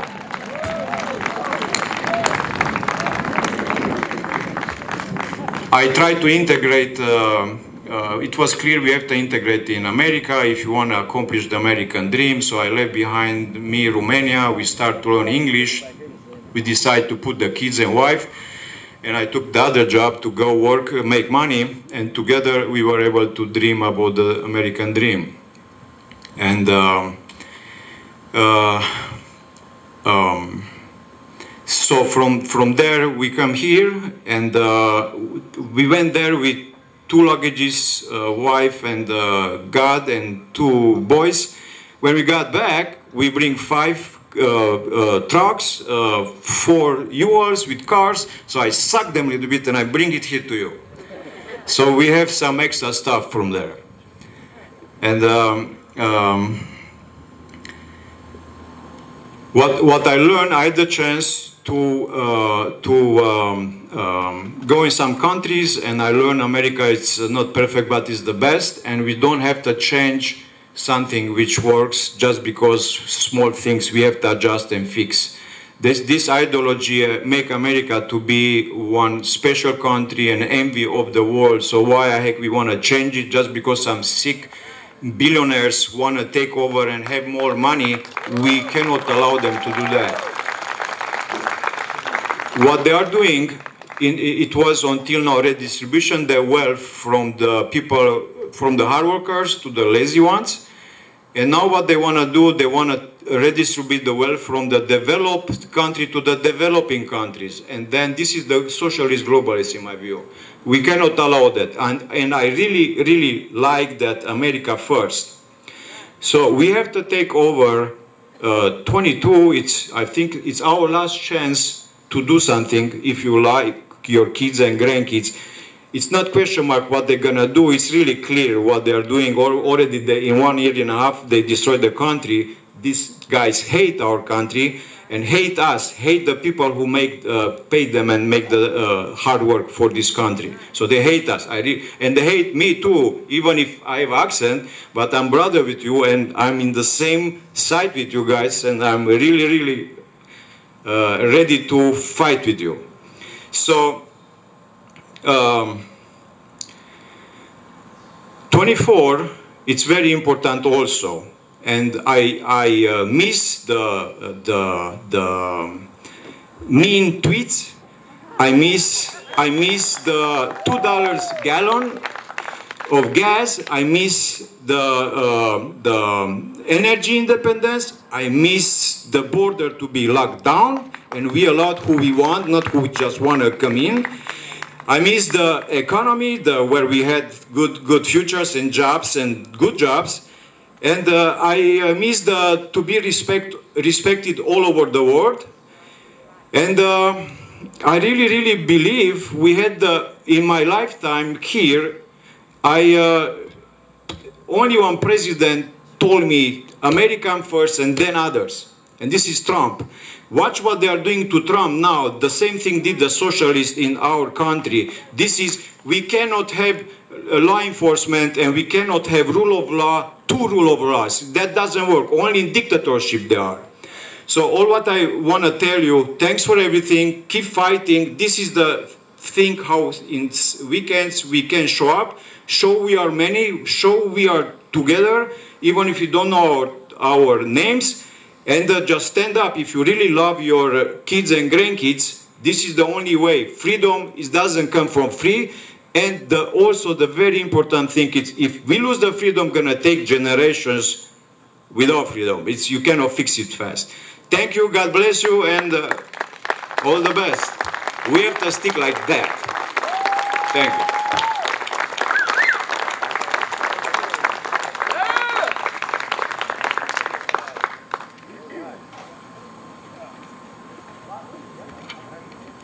Ladies and gentlemen, that is Tibi Sente. Tibi Sente, fantastic story. Give him another round of applause.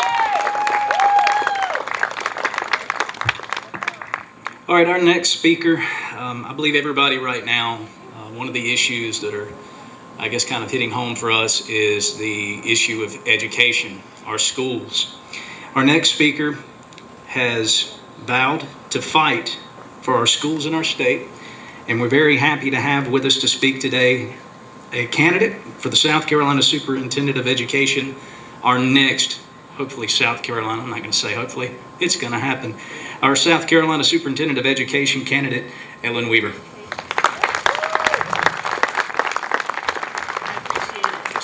I can promise you that with the help of folks like you all over the state, it is going to happen. We are going to save America by saving our schools. It is such an honor to be here in the home of the Yellow Jackets with you today. It's been a while since I've been in Union County. My name is Ellen Weaver. I'm originally from Greenville, South Carolina. I live in Columbia now. And when I graduated from college, I actually went to work for the person who was then your congressman here in Union, Congressman Jim DeMint. And so I was down here when we did the ribbon cutting on the runway and have been to the Dollar General Distribution Center. Great jobs here in Union County. And I want to help us create an education system that prepares children here in Union for the jobs of the 21st century. I know that we can do it. And I'm here to tell you, too, that the situation is urgent. I can't think of anyone more fitting to follow than Tibi when we think about what is at stake. Education is the front door of the American dream. And if you don't have a great education, that door gets slammed shut in your face. During COVID, we had unimaginable damage that was done to our children. And I'm here to tell you, I was proud to stand with Governor McMaster when he fought to reopen our classrooms. My opponent this November was leading the fight to keep our classrooms closed and to keep our children in masks. I can promise you, as your next superintendent of education, we will never go through that again.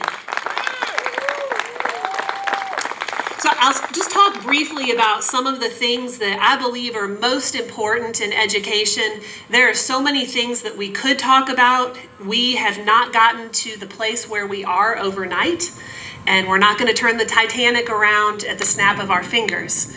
But I know that people all over South Carolina, in stadiums like this, in Republican rooms, understand what is at stake. During COVID, they woke up. We are awake. We are not woke.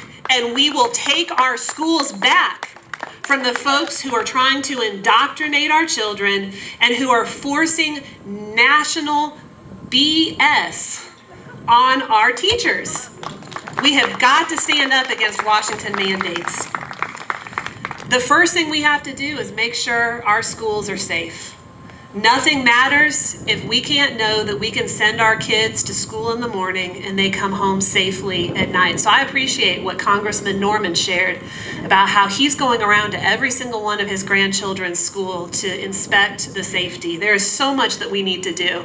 As your next superintendent of education, I will stand with Governor McMaster and folks like Representative Gillard to make sure that we finish the job to get a school resource officer in every school in this state. We have made great progress, but we have a little bit more to do. And so I will continue that fight proudly. And I want to see us open a program up that can allow veterans who have answered the call to serve our country once to come and serve our schools again. I believe they would do it if we made a pathway for them.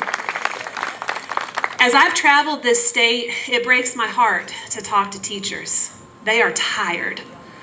They are abused in their classrooms. They are hit, spit, cursed at, kicked, totally disrespected. And so often they feel like no one has their back. Well, I want them to know that as state superintendent, I will have their back, and we will be fighting to restore common sense discipline in our schools. And that common sense discipline starts with parental involvement. As your superintendent of education, I will be an unequivocal supporter of parents' rights. No one besides a parent has the authority to make a decision for their child, be that an education decision or a medical decision. And so I will proudly stand with folks all across the country like Governor DeSantis who have said enough is enough of this insanity. We are making it unequivocally clear that parents are the primary decision maker for their children. I will fight for total transparency for all curriculum in this state, and not just for curriculum, but for the resources that are introduced into our classrooms and our school libraries. There is filth that is sitting on shelves that our children have access to, and I will fight for total transparency to eliminate that from our classrooms, from our school libraries. I will stand with parents and with the public. This isn't a partisan issue. This is about common sense and understanding that we have to let our children be children and protect them from the nastiness that is out there in the world. We've got to get back to basics. Almost 2/3 of our children are not able to read or do math on grade level here in South Carolina. That is an absolute crisis.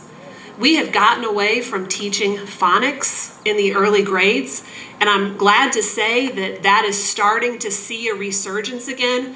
But as your state superintendent of education, I will work to ensure that our colleges of education who prepare our teachers are teaching our teachers how to teach the science of reading, which is phonics.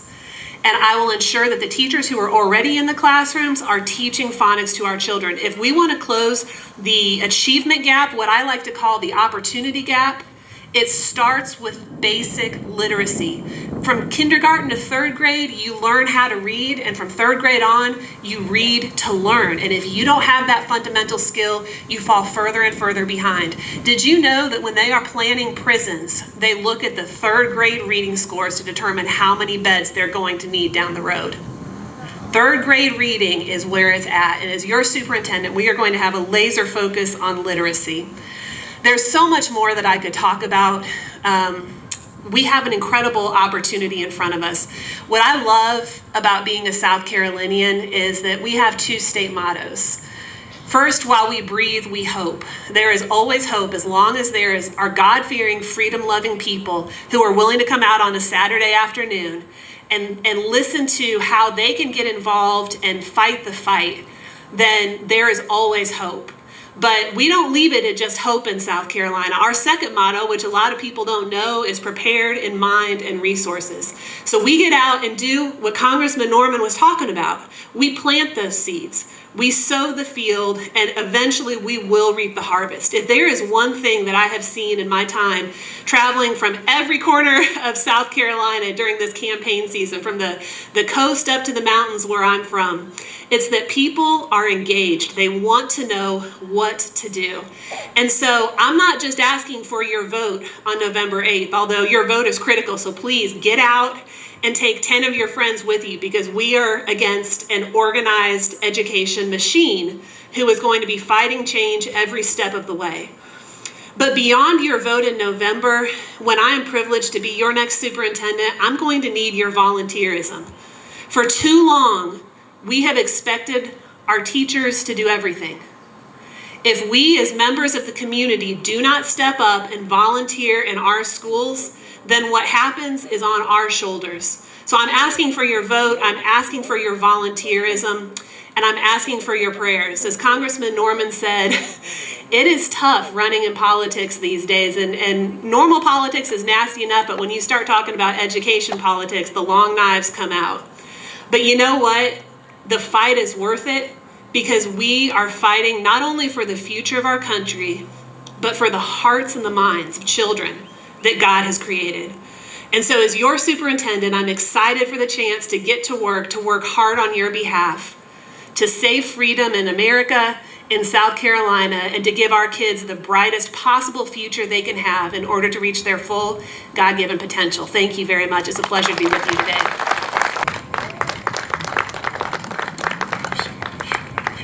Thank you, Tom. Thank you for having me. Thank you for coming out. You are the grass and the grassroots. None of us would be here if it wasn't for you. And I just appreciate this opportunity to come out and speak to you today. And, you mentioned Freddie Galt the other day. Well, not only do we share a friendship, we also share this. I'm the first Republican clerk of court in Spartanburg County, so I'm very proud of that. And maybe I led the way for Freddie. How about that? Isn't it so great that we can get back together now and talk to each other, meet in person? I can tell you right now, I do not do Zoom. I am not a Zoom person. I mean, I don't think anything really good has been accomplished through Zoom, but like today, we can get out and talk to each other. People can ask questions. We can look into each other's eyes, and this is where you get things done. Who's ready? 79 days. 79 days to election, and we're going to send Joe Biden a message. I'd like to just share this story with you real quick. It's so good to be through with COVID. And about a year and a half ago, when things were letting up and we were able to start going out again, me and my wife decided to go out to dinner. And we were driving around, and I said, well, what would you like? And she said, well, I think I would like breakfast for dinner. I said, well, that sounds good. We just happened to see a Waffle House. She said, well, let's go there. Got out of the car, walked up to the door, I pulled on it. It was locked shut. I looked at my wife. I said, only Joe Biden can close a Waffle House. Isn't that the truth? Waffle House never closed till he got elected. That's what they pride themselves on, never closing, but not when Joe Biden's president. I told you if you would let me be your Secretary of State, we were going to have an office that is business friendly. And we are going to do what we can to bring business to this state, to help them get what they need. They're not going to be standing in line if they need something to do business from the Secretary of State's office. And I can tell you right now, business doesn't stop. You may say you work 8 to 5, but business is 24 hours a day, 7 days a week. And now your Secretary of State's office is open 7 days a week, 24 hours a day. If anyone wanted to leave this meeting right now and form a nonprofit, you can file that in the Secretary of State's office today. If you wanted to form an LLC, you can do that. If you needed, for whatever reason, to file a UCC, all that can be filed in the Secretary of State's office. And business is good. South Carolina Secretary of State's office is integral in the transaction of business. And the last 2 years, we have broken a record on the number of business filings that we have had in this state. So that means folks are starting businesses, they're merging businesses, they're buying businesses, because there's a lot of activity in our office. And I told you I'd do what I could to run a good, efficient office. So just to give you a quick number, if you count every filing in the Secretary of State's office, we had 517,000 filings. We have 32 employees.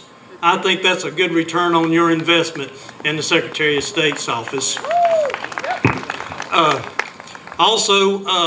We have been able to pass some legislation, and a lot of people don't think about notaries, but notaries perform a very important service here in this state, and I've been able to revise the notary statute twice.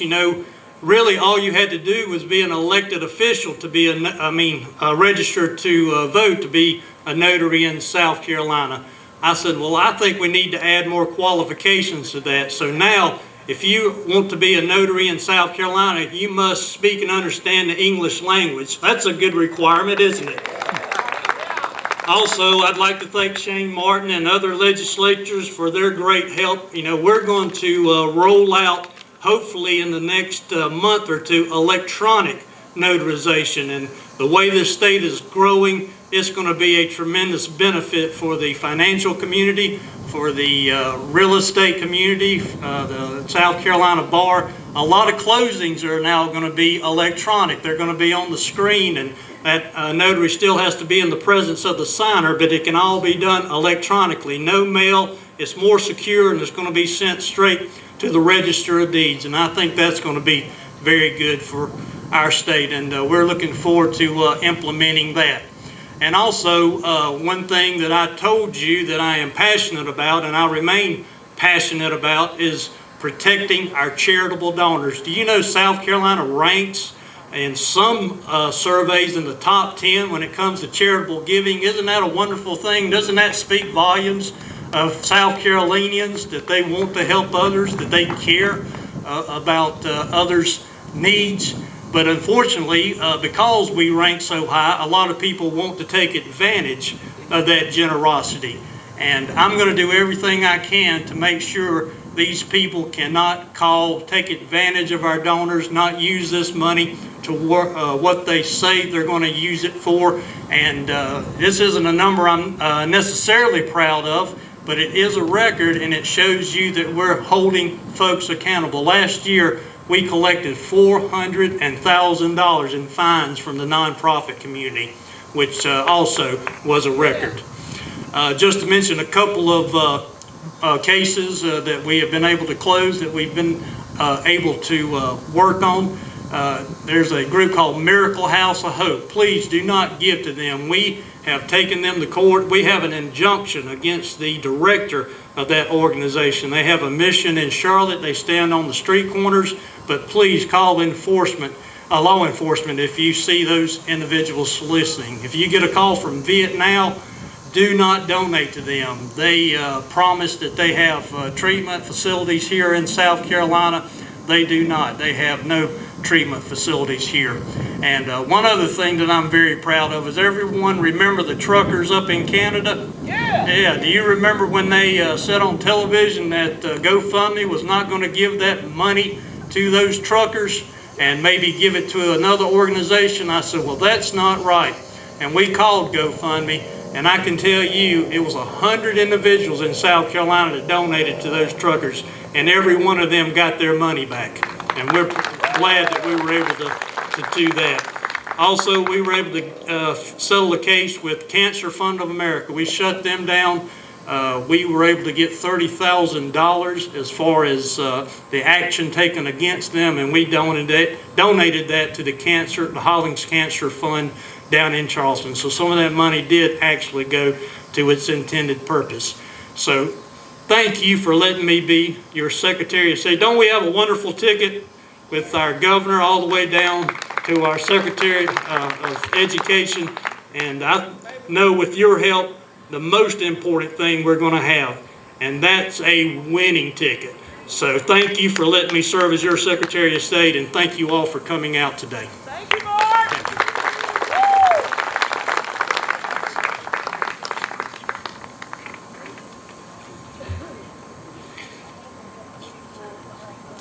All right, our next speaker, if you haven't had the opportunity to meet with him or see him, we've had events in the past, meetings.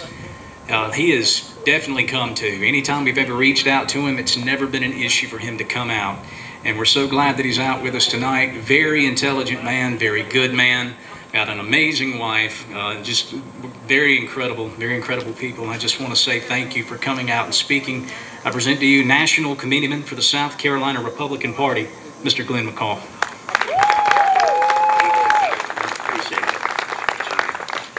Thank you all, and thank you for staying to the end there, and you'll be happy. I'm not running for anything, but we do have a great ticket. And when Freddie called, I had told Linda that $100 a month pay raise that Joe Biden gave us, by lower gas prices being lowered, let's take that and drive over the Union, some of that money, and maybe we can go to the Waffle House after this. But I said, how absurd these people are. Do they think we're ignorant? That, you raise prices and they come down a little, and you tell us you gave us a pay raise, we got a monthly raise. So I was thinking, at this point, the only thing harder for the Democrats than backing Joe Biden is for re-election is defining what a woman is. That's the hardest thing that they're going through right now. So, also, I do want to thank my wife. Now, when I'm introduced as Glenn McCall, the husband of Linda McCall, because Linda serves on the Election Commission, and as you know, election integrity is a hot topic all around the country. And I serve the state Republican Party on the National Committee. I chair the Budget Committee for the National Party.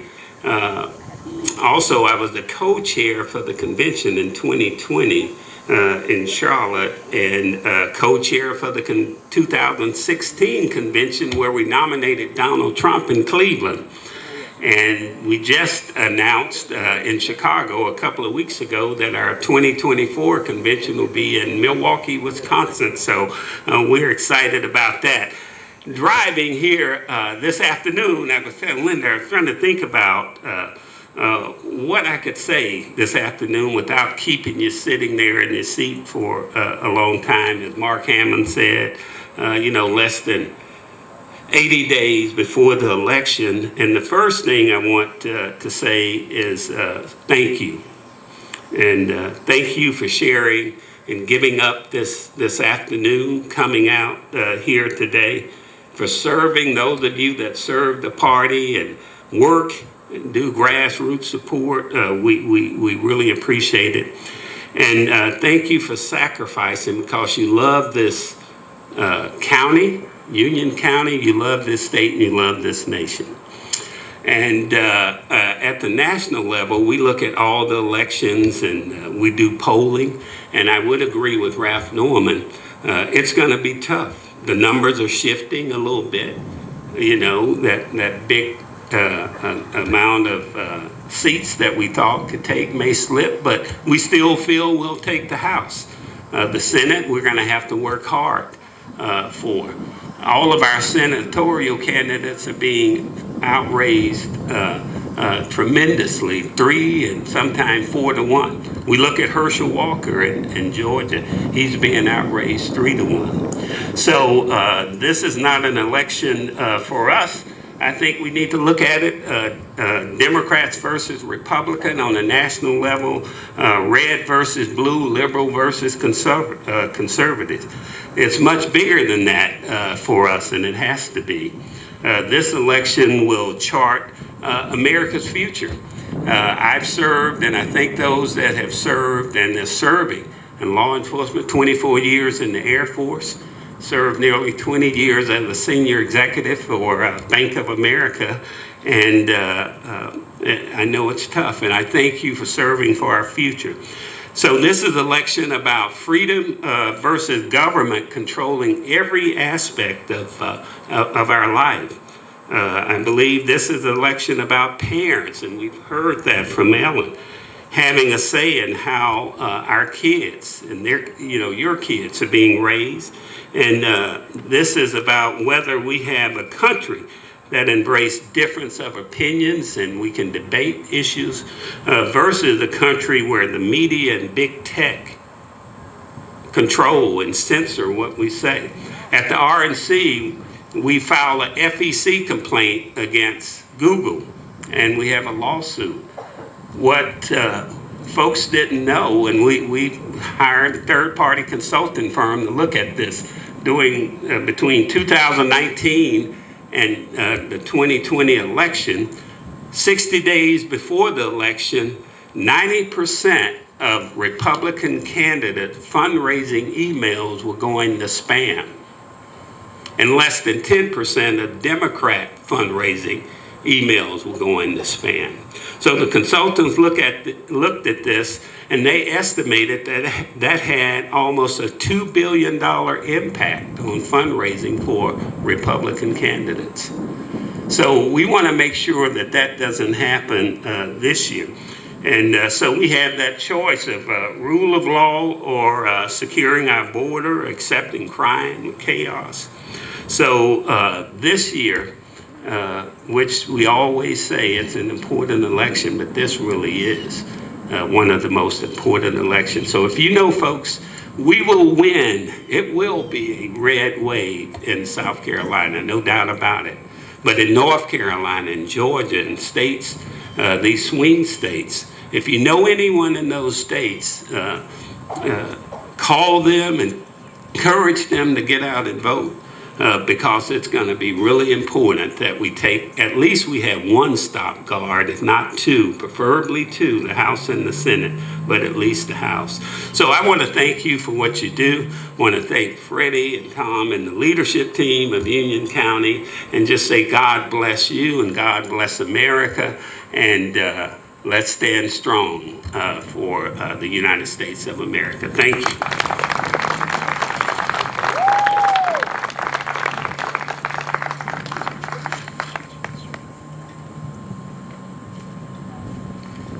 Okay, if you bear with me for just a moment.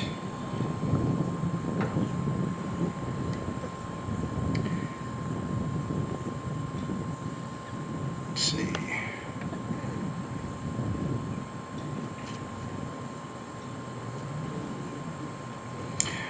All right, Lieutenant. Okay, here we go. South Carolina State Attorney General Alan Wilson was unable to make it today. But this is what he sent me this afternoon. My fellow Republicans, I regret that I am unable to be with you today due to a family conflict.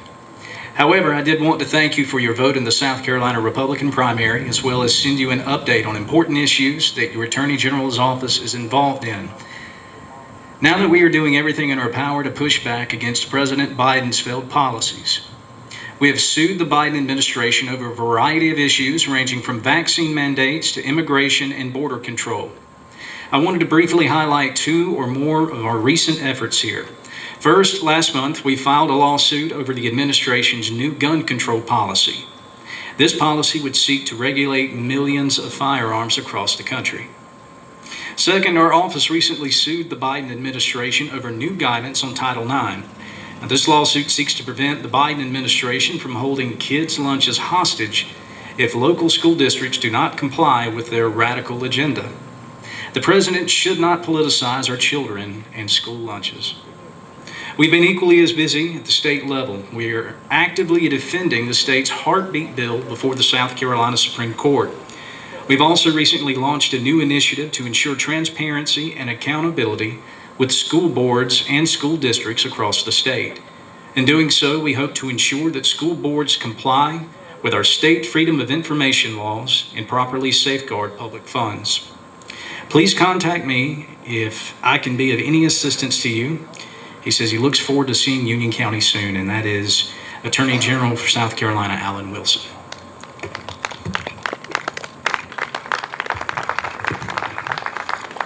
All right, folks, this is our final speaker, and I'm very proud to have him here. Being a part of the Republican Party in Union and having to restart the way we have and build the way we have in the last few years, this individual has been to every meeting we've had, whether there were 2 people in the room, the executive committeemen in the room, or 30 or 40 people in the room. Not only have he and his wife, Pam, been active with the Republican Party in Union, they've been involved with the Union Women's Republican Group. They come to every meeting. At this time, I want to bring up to the stage our good friend, South Carolina State Representative, Doug Gillard.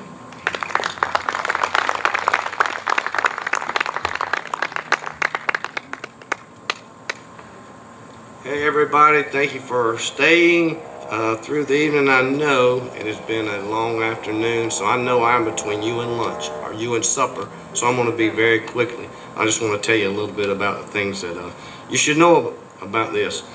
Most of us already know each other. I took an oath about 30 years ago that stands true today. The oath was to protect and defend the Constitution of the United States, and it still stands true today, and that is what I try to do every day in the House. So if you don't know my background, I'm going to tell you a little bit about me and what I identify as. So you will know there'll be no questions. Let me tell you, identify and my words, what I identify as, and my pronouns that I'm supposed to add or tell you. So I'm going to let you know this. So don't just hear me, please listen. Let there be no doubt that I identify as a God-fearing, Jesus-loving, 100% biological man that loves America, its Constitution, South Carolina, Union, and its people. I identify as a retired Command Sergeant Major, a leader in combat, a Bronze Star for Valor recipient, love soldiers and vets. I love back to the people in blue, and I back the blue and all first responders. I am blessed to identify as your state representative. As a proven fighter, I fight for our values. I am 100% pro-lifer, 100% Second Amendment. Identify as a believer in small government liberty and freedom. Identify as a believer in a strong military. As we face threatening times today, if we are laying down with the goats, I want USA to always be the lion in that pack. Identify as I support sovereign borders, not porous borders. To protect against the threats of what the Chinese Communist Party and its encroachment on America and our way of life. And I'm working actively for pre-filed bills to help South Carolina. I can't do nothing at a national level, but at South Carolina, I can do all I can to try to protect our state from Communist China. I ID as a husband and a father, and that is what I'm so proud of. I'm a supporter of education and a supporter of the rule of law. I support exceptionalism. I believe America is exceptional. And if it was not, there would not be hundreds of thousands of people trying to get across our southern border right now to get into our country. I do believe we're exceptional. And I always want America to be exceptional. That's for you and for me. I'm not woke. I want you to know I had English teachers, and if I'd have said I'm woke, they would have corrected me and have said, so I want you to know I'm going to try to be correct. I'm not woke. I'm awake fully, and I see what's going on in our country today. So they told us we're going to see, the word of the God tells us, we're going to see good being called evil and evil being called good, like was told up here before. That is where we are at, y'all. Did you ever think in America that a 30-year-old man can walk in a latrine or a restroom with a 12-year-old girl and they think that's okay? What in the world is going on? Wokeness. How a biological male or vice versa can claim that they are the opposite sex of what they were born. Man, what is going on in our nation with this? That just ain't right, and you can't tell me that that's right. They think that males can say that I'm a female and compete against female athletes. There's a biological difference, and if you haven't noticed, look at me and look at my wife, you'll see a difference. That's where we're at. What we're going to need to do, y'all. You know, we've heard for months now, since the Biden administration, and what all they are doing to our nation in an attempt to, I believe, intentionally destroy our freedoms and our liberties. We've heard, there's going to be a red wave, man. It's coming. Don't you believe that mess? It's going to take all of us to get out and vote, because the tide has already turned a little bit. Don't take it for granted that it's overwhelming that we're going to have a red wave if we don't get out and vote. That's the only way we're going to change things. Hey, I appreciate y'all for staying. I didn't mean to keep you so long, and I hope you enjoyed all the speakers today, because they all have a good heart and they are conservatives. Thank y'all.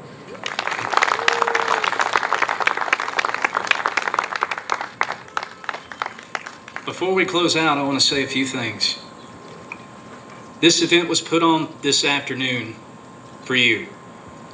This event was put on this afternoon for our local candidates that are running for office that just happen to be on the Republican ballot. And they're on that Republican ballot because that was a choice they made to stand by their values.